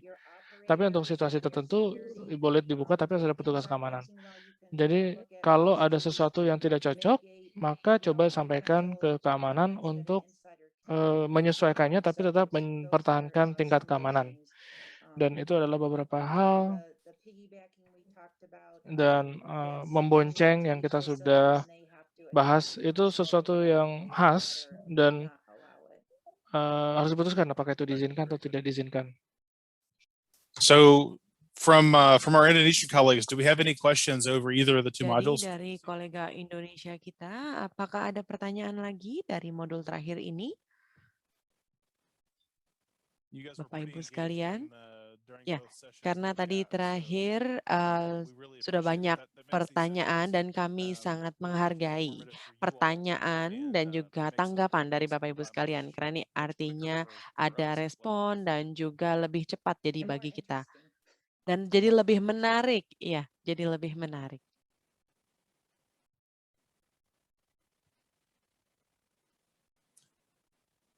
All right, so if we don't have any Baik, bila tidak ada pertanyaan lagi, maka saya akan kita akan sudahi untuk pagi hari ini. Kita akan kembali lagi besok pagi dan nanti akan ada pembicaraan mengenai cyber security, concern dari keamanan siber untuk reaktor penelitian. Maka dengan ini, selamat menikmati hari Bapak Ibu sekalian dan sampai ketemu besok pagi.